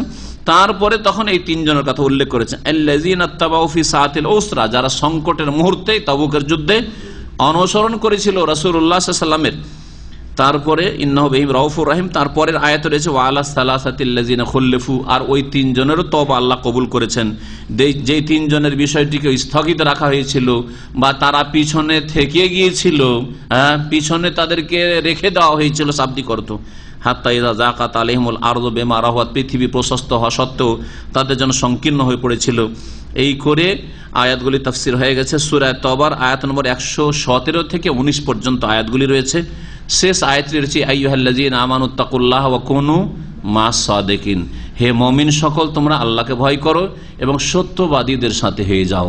কাব বিন মালিক যেমন সত্যবাদী, 50 দিনের বালা মুসিবত তার উপর এসেছে, স্ত্রী থেকে আলাদা হইতে হয়েছে, কেউ 50 দিন তাদের সাথে কথা বলেনি, তারপরে এই তিনজন সাহাবায়ে কেরাম সত্যের উপর অটল থেকেছেন। এইরকম সত্যবাদীদের সাথে হয়ে যাও, অর্থাৎ সৎকর্মশীল সত্যবাদী মুমিনদের সাথে হয়ে যাও, নিজেও সত্যবাদী হও আর ভালো লোকের সংসর্গ গ্রহণ করো। কাব বলছেন ওয়াল্লাহি মা আনআম আল্লাহু আলাইহি মিন নি'মাতিন কাত্তু বাদা ইয হাদানি আল্লাহু লিল ইসলাম আযামিন নাফসি মিন সিদকি রাসূলুল্লাহ সাল্লাল্লাহু আলাইহি ওয়াসাল্লাম আল্লা আকুনা কাযাবতুহু, আমার ওপর ইসলাম কবুল করার পরে এই সত্য কথা বলার নিয়ামতের চাইতে বড় নিয়ামত আর কিছু আল্লাহ দেননি। ইসলাম সবচেয়ে বড় নিয়ামত, আর তারপরে সবচেয়ে বড় আল্লাহর নিয়ামত হচ্ছে যে আল্লাহ আমাকে সত্য কথা বলার তৌফিক দান করেছেন। যদি মিথ্যা বলতাম তাহলে ফাউহলিক, বা ফাআহলিকা কামা হালাকাল্লাযিনা কাযাবু, আমিও ধ্বংস হয়ে যেতাম যেমন মৃত্যুক মুনাফিকরা ধ্বংস হয়েছে। ধ্বংস হয়েছে মানে দুনিয়ার ধ্বংস হওয়া নাই, আল্লাহর গজব নেমে এসেছে এবং তারা মুনাফিক বলে পরিচিতি লাভ করেছে। আর মুনাফিকদের দশা জাহান্নামে নিম্ন স্তরে তারা থাকবে, চিরকাল জাহান্নামে থাকবে, তাদের দলে শামিল হয়ে যেতাম। ইন্নাল্লাহ তাআলা ক্বালা লিল্লাযিনা কাযাবু হিনা আনজালাল ওয়াহী, আল্লাহ পাক যখন ওহী নাযিল করলেন তখন আল্লাহ পাক রব তাদের সম্পর্কে বলেছে শাররা মা ক্বালা লি আহাদ, কারো জন্য যত খারাপ কথা বলা হয় সেই কথাটি আল্লাহ বলেছেন কি সায়াহলিফুনা বিল্লাহি লাকুম, এই মুনাফিকরা হে নবী তোমার সামনে এসে শপথ করবে, এজান কালাবতুম, যখন তুমি তাবুক থেকে ফিরে আসবে, যাতে করে তুমি তাদেরকে উপেক্ষা করো, ফাআরিজু আনহুম, সুতরাং হে নবী, হে নবীর সাহাবীরা তোমরা তাদেরকে উপেক্ষা করো, ইন্নাহুম রিজসুন, এরা হচ্ছে নোংরা নাপাক, ওয়া মাওয়াহুম জাহান্নাম, আর এদের বাসস্থান, যারা মিথ্যা কসম করে অজুহাত পেশ করেছে অথচ তাদের কোনো ওজর ছিল না তাবুক যুদ্ধে যেতে, তাদের বাসস্থান হচ্ছে জাহান্নামে, জাযাম বিমা কানু ইয়াকসিবুন, তাদের কৃত কর্মের প্রতিদান স্বরূপ। ইয়াহলিফুনা লাকুম, হে নবী, হে নবীর সাহাবীরা তোমাদের সামনে এরা কসম করে, লিতারদাউ আনহুম, যাতে করে তোমরা রাজি সন্তুষ্ট হয়ে যাও তাদের উপর, ফাইন তারদাউ আনহুম, হে নবী, হে নবীর সাহাবায়ে কেরাম খোলাফায়ে রাশিদিন, তোমরা যদি মুনাফিকদের উপর রাজি হয়ে যাও, জেনে রাখো ফাইনাল্লাহা লা ইয়ারযা আনিল কওমিল ফাসিকিন, আল্লাহ পাক পাপিষ্ঠ জাতির উপর কখনো রাজি হবেন না। সূরা তওবার আয়াত নম্বর 95-96 রয়েছে। কাব বলছেন কুন্না খুল্লিফনা আইয়ুহা সালাস, আমরা তিনজন লোক থেকে গেছিলাম, আমরা মুমিন ছিলাম, আর বাকি লোকেরা যারা পিছে থেকে ছিল তারা ছিল মুনাফিক। উলাইকাল্লাযিনা কাবিলা মিনহুম রাসূলুল্লাহ সাল্লাল্লাহু আলাইহি ওয়াসাল্লাম হিনা হালাফু লাহু ফাবায়াহুম ওয়াস্তাগফার লাহুম ওয়া আরজা রাসূলুল্লাহ সাল্লাল্লাহু আলাইহি ওয়াসাল্লাম আমরানা, ওদের জন্য তো দুনিয়ার ক্ষমা চাইলেন কিন্তু আল্লাহ ক্ষমা করলেন না, কারণ কোরআন আল্লাহ বলেছেন মুনাফিকদের জন্য 70 বার করে যদি ক্ষমা চাও তবুও ক্ষমা করব না। আর আমাদের বিষয়টিকে আল্লাহ পাক স্থগিত রেখেছিলেন রাসূলুল্লাহ সাল্লাল্লাহু আলাইহি ওয়াসাল্লামের মাধ্যমে, কিন্তু আল্লাহ পাক আমাদের তওবা কবুল করেছিলেন। মুত্তাফাকুন আলাইহি, হাদিস বুখারী মুসলিমের। এখানে আমাদের আজকের আলোচনা শেষ হলো। আর শেষখানে একটা অংশ রয়েছে যে নবী করিম সাল্লাল্লাহু আলাইহি ওয়াসাল্লাম তাবুকের যুদ্ধে বেরিয়েছিলেন ইয়াউমুল খামিস, বৃহস্পতিবারের দিনে। ওয়া কানা ইউহিব্বু আন ইয়াখরুজা ইয়াউমুল খামিস, আর নবী করিম সাল্লাল্লাহু আলাইহি ওয়াসাল্লাম যে কোনো সফরে যথাসাধ্য বৃহস্পতিবারে বের হওয়ার চেষ্টা করতেন। তাহলে কোনো সফরে যদি যান আর আপনার সুবিধা থাকে যে বৃহস্পতিবারে যেতে পারবো, তাহলে বৃহস্পতিবারে সফর শুরু করা, এটা হচ্ছে নবী করিম সাল্লাল্লাহু আলাইহি ওয়াসাল্লামের সুন্নত। এখানে আমাদের আজকে দর্শ শেষ করলাম, কথা লম্বা হইলো, হাদিসটা পুরা করতে পারলাম। আল্লাহ পাক রব্বুল আলামিন যেন আমাদের তওবা করে তার দিকে ফিরে আসার তৌফিক দান করেন। আল্লাহ পাক রব্বুল আলামিন ভুল ভ্রান্তি আমাদের যেন ক্ষমা করে দেন। আল্লাহ পাক রব্বুল আলামিন আমাদেরকে অন্যায় কথা কাজ থেকে, গুনার কথা কাজ থেকে বেঁচে থাকার তৌফিক দান করেন। ফরজ ওয়াজিব ঠিক করে আদায় করার তৌফিক দান করেন। হারাম নাজায়েজ থেকে বেঁচে থাকার তৌফিক দান করেন। আল্লাহ পাক আমাদের উপর যেন রাজি হয়ে যান। আল্লাহ পাক রব্বুল আমাদের সকলকে জান্নাতুল ফিরদৌস যেন দান করেন। সুবহান রাব্বিকা রাব্বিল ইজ্জাতি আম্মা ইয়াসিফুন ওয়া সালামুন আলাল মুরসালিন ওয়া আলহামদুলিল্লাহি রাব্বিল আলামিন।